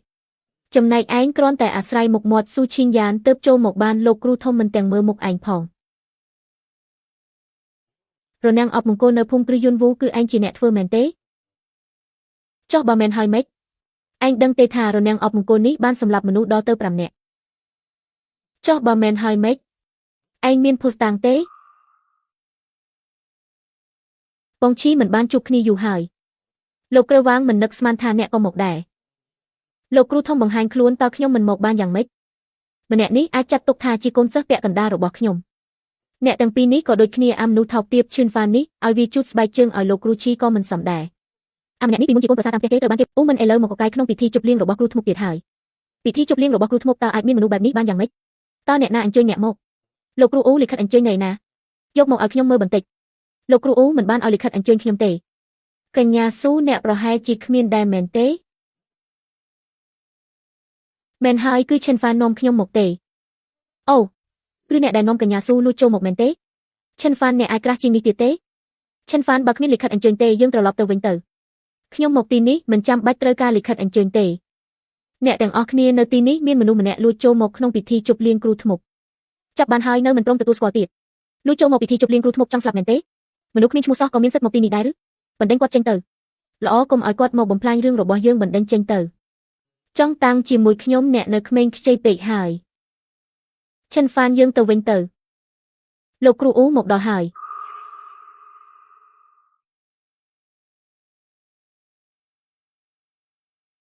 លោកគ្រូអ៊ូមកដល់ហើយលើកនេះទោះអ្នកចង់ដោះសារក៏គ្មានឱកាសដែរ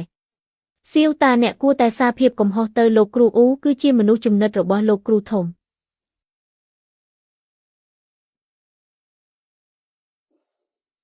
លោកគ្រូអ៊ូនៅទីនេះមានមនុស្សមុខក្រាស់ម្នាក់គ្មានបានអញ្ជើញតែលួចចូលមកមានបំណងមិនល្អខ្ញុំបានលាតត្រដាងគេហើយសូមលោកគ្រូអ៊ូជួយចាត់ការតាមច្បាប់ផងនរណាហ៊ានធ្វើរឿងបែបនេះគឺវានឹងលោកគ្រូអ៊ូលោកវាខ្ញុំធ្វើអីគាត់គឺជាលោកគ្រូធំពិធីជប់លៀងនេះរៀបចំឡើងដើម្បីគាត់តើគាត់ត្រូវការបានអញ្ជើញធ្វើអី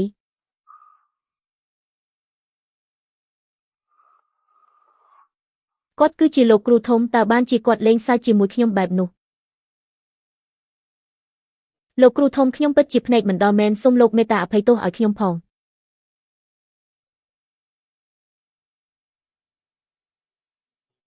រកទេវតាធ្វើជាខ្នងបង្អែកទៅពេលនេះខ្ញុំកំពុងឈរនៅចំពោះមុខអ្នកតើអ្នកគិតប្រើអ្វីមកទិញទឹកចិត្តខ្ញុំអ្នក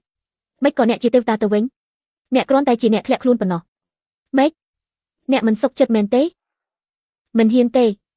ទេវតាឲ្យសូមមេត្តាខ្ញុំដឹងកំហុសហើយខ្ញុំស្មានថាអ្នកមានឆ្អឹងខ្នងខ្លះឈីតាស៊ឺមែនទេខ្ញុំសួរអ្នកបន្តិចបើឆ្លើយបានត្រឹមត្រូវគឺល្អតើអ្នកជាអ្នករៀបចំក្បួនតបយន្តវូសានជួងមែនទេមែនគឺខ្ញុំជាអ្នករៀបចំឈីរូសានគឺអ្នកមែនទេខ្ញុំខំទុកចិត្តអ្នកជាមិត្តក្បួនតបនេះវាជាវិជាអាក្រក់ណាស់សំបីតែខ្សែអង្កាមបណ្ដាសាក៏អ្នកជាអ្នកឲ្យដែរមែនខ្សែអង្កាមបណ្ដាសាចុះតុកតាវិញ្ញាណអាក្រក់នោះអ្នកជាអ្នកធ្វើមែនទេមែនគឺតុកតាវិញ្ញាណអាក្រក់នេះបានធ្លាក់ខ្លួនចូលក្នុងផ្លូវអាក្រក់ហើយអ្នកទាំងអស់គ្នាបានrồiហើយមនុស្សម្នាក់នេះប្រឡាក់ប្រឡូកនឹងផ្លូវអាក្រក់ហើយធ្វើរឿងអាក្រក់ច្រើនណាស់ថ្ងៃនេះខ្ញុំនឹងកាត់ទោសគេនៅចំពោះមុខអ្នកទាំងអស់គ្នាដើម្បីលើកកម្ពស់សីលធម៌អ្នកប្រតិបត្តិធម៌នេះក្មេងពេកតើមានសមត្ថភាពពិតមែនឬគឺឈានជើងចូលផ្លូវធម៌ពាក់កណ្ដាលទៅហើយនេះកុំឲ្យតែជាអ្នកសម្ដែងឲ្យសោះហើអាមនុស្សថោកទាបឯងស្មានថាខ្ញុំខ្លាចឯងមែនទេ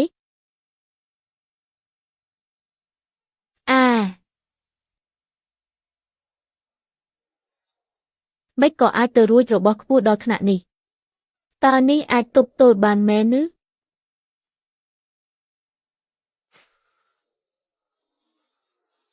របស់អន់បែបនេះក៏ហៅថាដែរឬឲ្យពួកឯងបានឃើញថាអ្វីទៅជាពិតប្រាកដ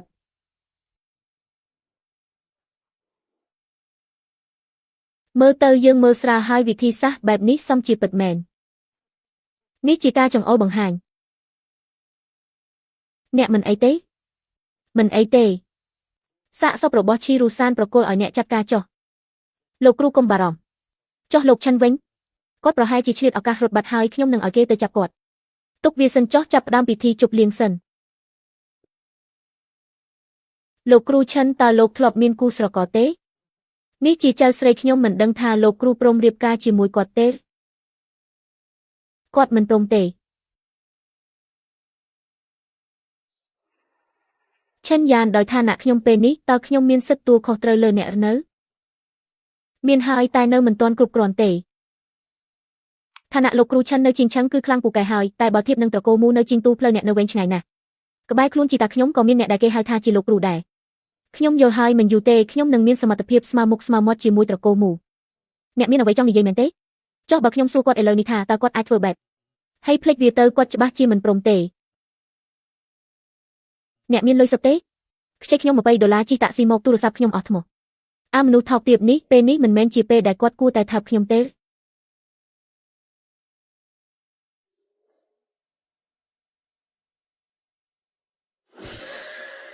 អ្នកស្លាប់ព្រោះគាត់សូមឲ្យអ្នករស់ព្រោះគាត់ថ្ងៃនេះត្រូវតែបញ្ចប់រឿងនេះ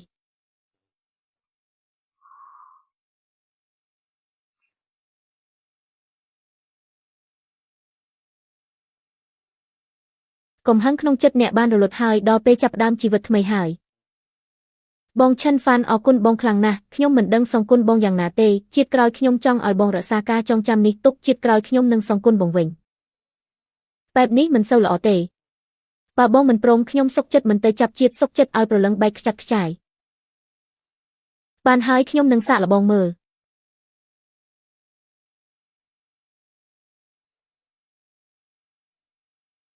រូស៊ីមកឯងទៅចាប់ជាតិចុះនឹងអាចចងចាំរឿងរ៉ាវបាន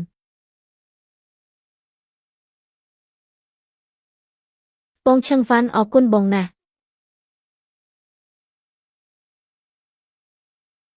ម៉ាក់មិនក៏ម៉ាក់មកទីនេះម៉ាក់នឹកកូនស្រីមកមើលបន្តិចមិនបានទេម៉ាក់មិនដែលមកបើគ្មានរឿងអ្វីនោះទេនិយាយមកមានរឿងអ្វីលោកតាទូរស័ព្ទមកគាត់នៅតែចង់ឲ្យកូនទៅអភិវឌ្ឍនៅក្រុងព្យូតូកូនធ្វើឲ្យក្រុមហ៊ុនមានតម្លៃរាប់រយលានហើយហេតុអ្វីគាត់នៅតែរារាំងកូនក្រុងជាងឆឹងតូចចង្អៀតណាស់លោកតាធ្វើដើម្បីកូនទេកូនមិនត្រូវការទេកូននៅទីនេះមិនទៅណាទាំងនោះរឿងនេះមិនបាច់ពិភាក្សាទេថ្ងៃនេះម៉ាក់មកដើម្បីនាំកូនត្រឡប់ទៅវិញបើគាត់មិនចង់ទៅក៏គ្មានអ្នកណាអាចនាំគាត់ទៅបានដែរ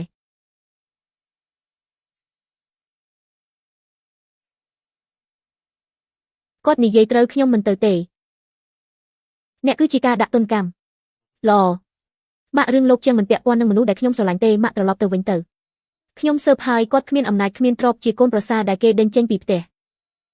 កូនស្រីល្ងងឲ្យកូនចាញ់បោកគាត់ហើយ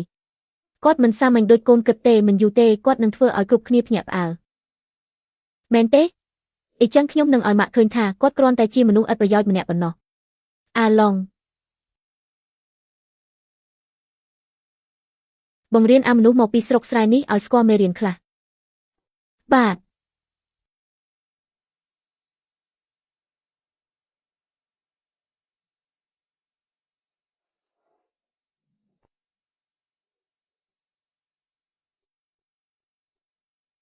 ម៉ាក់ឲ្យគាត់ឈប់ទៅបើគាត់សំបីតែអាឡុងក៏មិនឈ្នះក៏គ្មានសិទ្ធនៅក្បែរកូនដែរចុះបើគាត់ឈ្នះវិញទុកពេលឲ្យខ្ញុំ1 ឆ្នាំទៀត1 ឆ្នាំនេះអ្នកមិនត្រូវលូកដៃចូលទេយល់ទេបានតែគាត់មិនអាចឈ្នះទេខ្ញុំជឿជាក់លើគាត់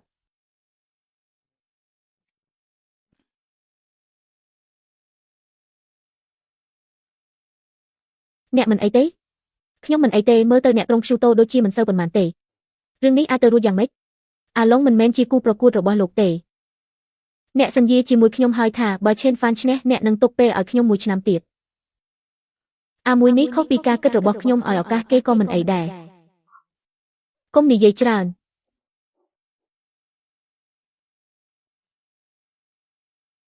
សំណាងហើយដែលលោកខ្លាំងបើមិនអញ្ចឹងទេថ្ងៃនេះខ្ញុំប្រហែលជាត្រូវគេនាំខ្លួនទៅបាត់ហើយចុះអ្នកគិតថានឹងតបស្នងខ្ញុំដោយរបៀបណាតាមចិត្តលោកចុះអញ្ចឹងយកខ្លួនប្រាណមកសងទៅមនុស្សឈួតនរណាចង់ធ្វើបែបនេះរាងកាយខ្ញុំពិសេសបន្ទាប់ពីមានអ្វីជាមួយអ្នកហើយត្រូវតែធ្វើម្ដងទៀតក្នុងរយៈពេលវ័យខែបើមិនអញ្ចឹងទេអ្នកនឹងគ្រោះថ្នាក់ដល់ជីវិតខ្ញុំនឹងទៅរកអ្នកគឺដើម្បីរឿងនេះមែនទេលេដែលទៀតហើយអ្នកគិតថាខ្ញុំជាមនុស្សល្ងងមែនទេខ្ញុំនិយាយមែនណាបានហើយស្ដាប់អ្នកក៏បានគួរឲ្យរំខានណាស់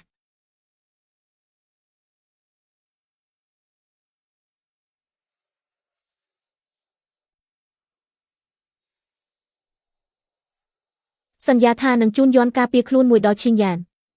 ការធ្វើយន្តការពារខ្លួនត្រូវការត្បូងថ្មគុណភាពខ្ពស់នៅទីនេះមានវត្ថុបុរាណច្រើនដែលគេមើលរំលងតែត្បូងល្អបែជាគ្មានលឿនឡើងការប្រកួតវាតម្លៃត្បូងនៅហាងចិនប៉ាចិត្តចាប់ដើមហើយយល់ថាជ័យលាភីលេខ1ឆ្នាំនេះនឹងបានត្បូងនួនយ៉ាងថ្លៃណាស់ណា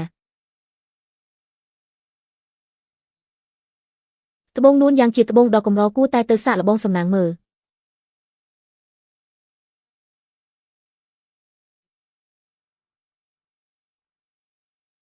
បានហើយកុំធ្វើមុខស្អុយអីក្រុមហ៊ុនស៊ុនជាងឆឹងខ្សែថនហើយបែកគ្នាគឺល្អហើយឈួតមិនមែនព្រោះតែគាត់ទេអ្នកប្រុសឆេនហ្វៀននឹងគ្រាន់តែជាមនុស្សពឹងគេអាស្រ័យលើកញ្ញាស៊ូទៅមានថ្ងៃនេះមិនអាចជាអ្នកបង្កើតវាទៅបានខ្ញុំក៏គិតអញ្ចឹងដែរគុំស្ដាយអីដល់ពេលកញ្ញាស៊ូធុញគាត់ក៏នៅតែជាមនុស្សឥតប្រយោជន៍ដែរបានហើយកុំនិយាយពីគាត់ទៀតអញ្ចឹងបានត្រូវសង្សារខ្ញុំជាបណ្ឌិតប្រវត្តិសាស្ត្រថ្ងៃនេះមកយកលេខ1ឈ្នះហើយខ្ញុំជូនរង្វាន់អ្នកឆេនហ្វានអ្នកមកធ្វើអ្វីមកចូលរួមប្រកួតខ្ញុំស្ដាប់ខុសមែនទេមនុស្សពឹងគេដូចអ្នកក៏ហ៊ានមកប្រកួតដែរចេញទៅគុំនៅទីនេះឲ្យខ្មាស់គេខ្ញុំធ្វើអ្វីត្រូវការអ្នកមកចេះដឹងដែរឬអ្នកស្ដាប់ឲ្យច្បាស់សង្សារខ្ញុំជាបណ្ឌិតប្រវត្តិសាស្ត្រអ្នកគ្រាន់តែជាមនុស្សឥតតម្លៃនៅចំពោះមុខគាត់ចាំមើលខ្ញុំនឹងយកលេខ1ឲ្យអ្នកឃើញថាអ្នកណាជាអ្នកឥតតម្លៃចេះតែនិយាយអួតមើលទៅធ្វើឲ្យគេអស់ពាក្យនិយាយទៀតហើយ អ្នកទាំងអស់គ្នាការប្រកួតចាប់ផ្ដើមហើយវិធានគឺងាយទេគ្រាន់តែបែងចែកវត្ថុបុរាណក្នុងសាលនេះឲ្យដាច់រួចកត់ត្រាចំនួនរបស់ពិតនិងរបស់คล้ายៗមកចាំមើលចុះខ្ញុំនឹងធ្វើឲ្យអ្នកចាញ់យ៉ាងអាម៉ាស់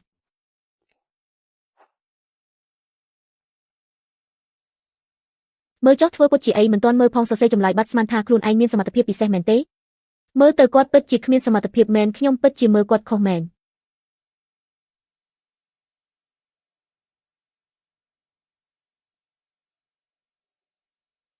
មើលវាចុះបើវាបានលេខ1ខ្ញុំនឹងកាត់ក្បាលចោលងាយជាងខ្ញុំគិតទៅទៀតលើកនេះខ្ញុំប្រហែលជាត្រូវទាំងអស់របស់ពិត41របស់คล้าย59សរុប100ត្រូវហើយសម្លាញ់ឲ្យបន្តិចទៀតជួយទះមុខអាអ្នកចាញ់នោះឲ្យខ្លាំងផងទុកចិត្តចុះហើយសរសេរឈ្មោះលើក្រដាសរួចយកមកដាក់ទីនេះមកលទ្ធផលចេញហើយខ្ញុំប្រកាសតែ3នាក់ដំបូងទេចំណាត់ថ្នាក់លេខ3ស្មើគ្នាគឺលោកជើយួននិងលោកអ៊ូស៊ីវថុងបាន91ពិន្ទុនៅសល់តែលេខ1ទេម្នាក់នេះដឹងថាខ្លួនទាយខុសក៏បោះបង់ចោលមែនទេលោកលីឆឹងហាវបាន100ពិន្ទុយេសម្លាញ់ឲ្យអ្នកពូកែខ្លាំងណាស់បានពិន្ទុពេញមិនមែនថាខ្លាំងទេហេមិនឥឡូវស្ងាត់ម្លេះសង្សារខ្ញុំត្រូវទាំងអស់ចំណែកឯងលេខ3ក៏មិនជាប់ផងឯងនៅតែអន់ដូចដើមមិនមែនថាចង់បានលេខ1ទេហេតាមពិតគ្រាន់តែនិយាយលេងសោះយកពានរង្វាន់លេខ1មកឲ្យយើងមកខ្ញុំត្រូវយកទៅឲ្យមិត្តភក្តិខ្ញុំអ្នកនាងសូមស្ងាត់បន្តិចខ្ញុំមិនទាន់ប្រកាសចប់ទេទី1អ្វីដែលខ្ញុំទើបតែប្រកាសលោកលីឆឹងហាវគឺលេខ2អ្វីគាត់បានពិន្ទុពេញហើយហេតុអ្វីបានជាលេខ2ខ្ញុំចង់បានយុទ្ធធម៌អ្នកណាថាពិន្ទុពេញគឺ100ឥឡូវប្រកាសលេខ1លោកឈឿនហ្វាន់101ពិន្ទុ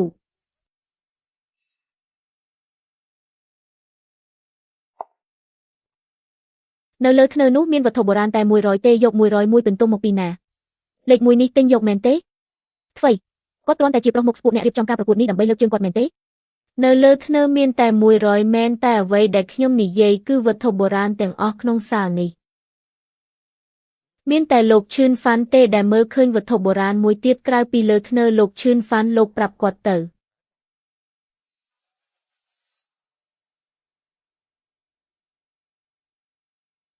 គឺគាត់នេះឯងឆាវយាជឿនិយាយពីខ្សែអង្កាំបុរាណគឺជាស្នេហ៍ពិតរបស់ខ្ញុំ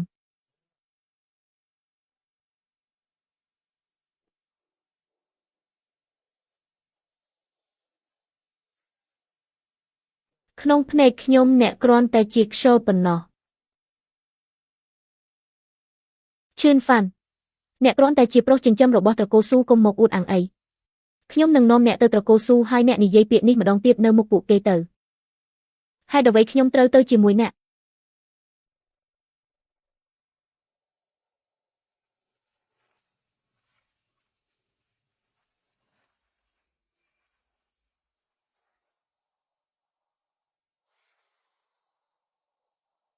ឈឿនហ្វាន់មានការអ្វីទៀតខ្ញុំខុសហើយខ្ញុំបែកគ្នាជាមួយស៊ុនជៀនឆឹងហើយយើងត្រឡប់មកវិញបានទេសុំទោសយើងមិនស័ក្តិសមនឹងគ្នាទេ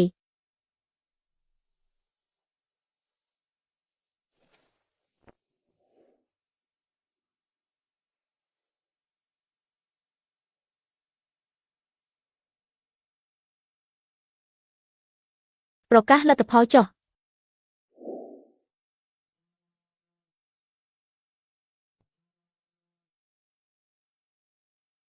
ឈឿនហ្វានឲ្យខ្ញុំស្រវឹងហើយតើអ្នកអាចមកទទួលខ្ញុំបានទេដឹងហើយ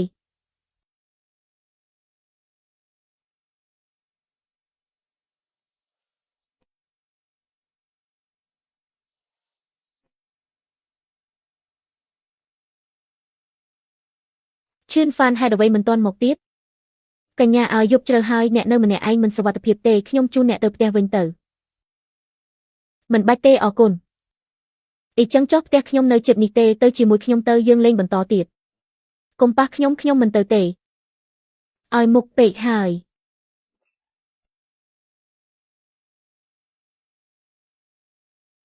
ថ្ងៃនេះអ្នកត្រូវតែទៅជាមួយខ្ញុំអ្នកធ្វើស្អីចេញទៅលោកយូទូគូបងចាងក្មេងថ្មីមិនដឹងអីទេកុំប្រកាន់អីអញចំណាយលុយរាប់លាននៅទីនេះពួកអាឆ្កែអាឆ្មាទាំងនេះហ៊ានមកស្រែកដាក់អញមែនទេ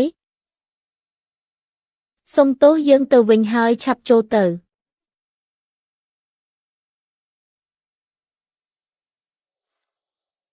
ស្រីតូចស្ងៀមស្ងាត់ទៅជាមួយខ្ញុំទៅកុំឲ្យឈឺខ្លួន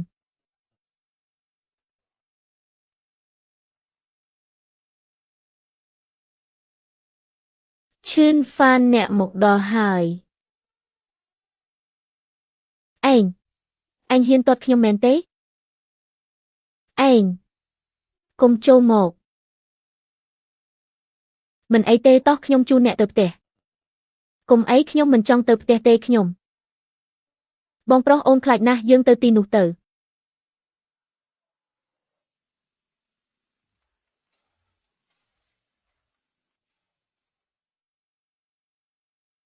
ក្តៅណាស់អូនចង់ដោះអាវចេញ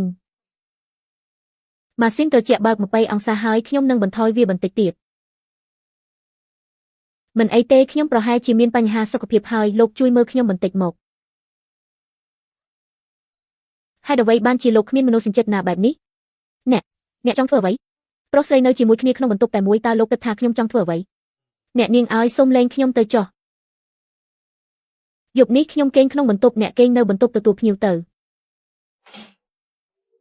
នៅតែមិនដាច់ចិត្តឲ្យអ្នកនាងគេងបន្ទប់ទទួលភ្ញៀវមែនទេយប់នេះកុំកម្រើកឲ្យសោះ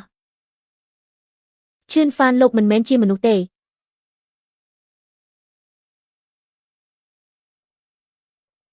សួស្តីមិត្តចាស់ពេលព្រឹកឈឿនហ្វានឯងពិតជាអាក្រក់ណាស់ទុកឲ្យខ្ញុំដេកម្នាក់ឯងនៅបន្ទប់ទទួលភ្ញៀវពេញមួយយប់តើឯងស្អប់ខ្ពើមខ្ញុំមែនទេខ្ញុំធ្វើការនៅក្លឹបកំសាន្តអត់ទេអរគុណឯងជាស្រីល្អម្នាក់ប៉ុន្តែខ្ញុំមានមនុស្សដែលខ្ញុំស្រឡាញ់ហើយមិត្តស្រីឯងស្អាតណាស់អរគុណដែលមកការពារខ្ញុំកាលពីយប់មិញមិនអីទេឯងទៅចុះខ្ញុំស្ដាយក្រោយដែលមិនបានជួបឯងឲ្យលឿនជាងនេះឈឿនហ្វានយើងនៅតែជាមិត្តល្អនឹងគ្នាបានទេពិតណាស់មិត្តចាស់ឈឿនហ្វានសូមឲ្យឯងមានសុភមង្គល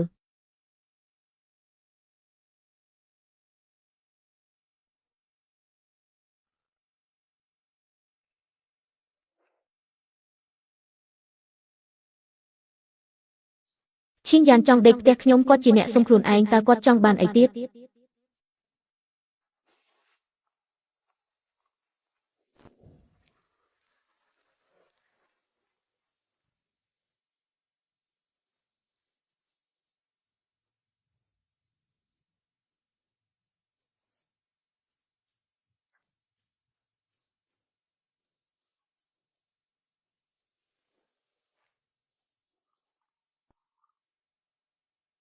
តាមដំណើរទៅ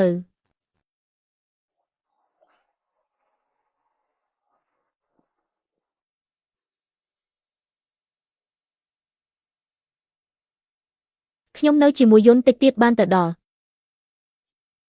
បងជិះយន្តតើបងមកធ្វើអីនឹកប្អូនមកមិនបានមែនទេតែថ្ងៃនេះមិននឹកស្មានថាប្អូនរ៉ូមែនទិកម្លេះបងដឹងបានមិនថាខ្ញុំមកបងដឹងបានមិនទៅ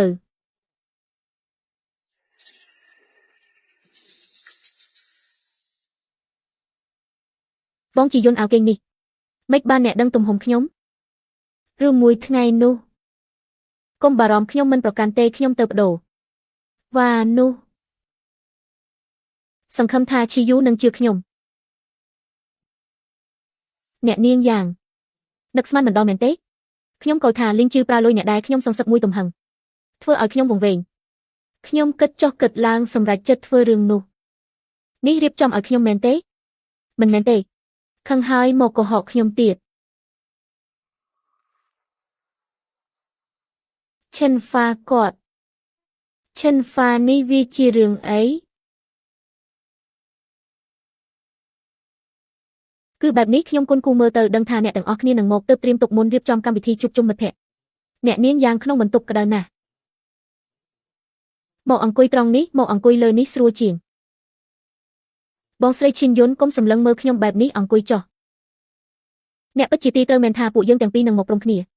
ពិតមែនហើយអ្នកភ្លេចហើយឬថាខ្ញុំចេះមើលហុងស៊ុយចុះរឿងនេះវិញអ្នកពន្យល់យ៉ាងម៉េច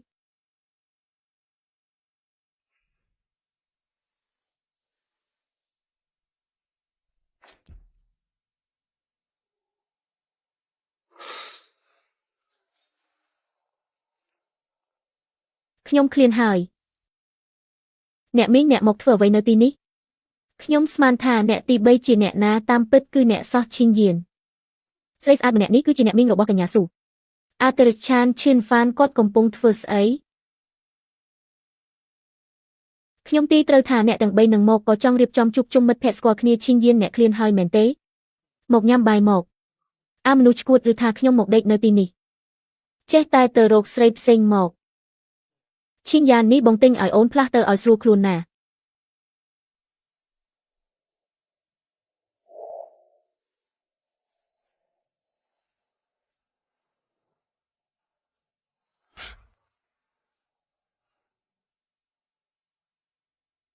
បងស្ពតបងមិននឹកស្មានថាពួកគេមកវិញទេអាហារពេលល្ងាចនេះបងរៀបចំឲ្យអូនម្នាក់ឯងទេ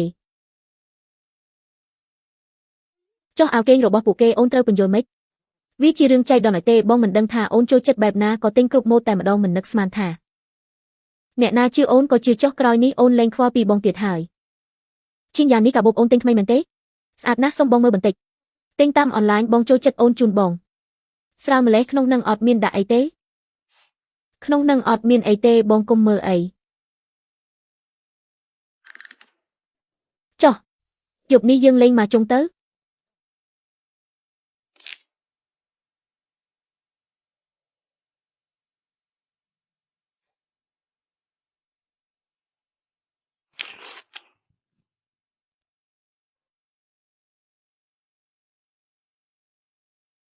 ឈិនយ៉ាបើមិនអញ្ចឹងទេឯងនៅគេងទៅ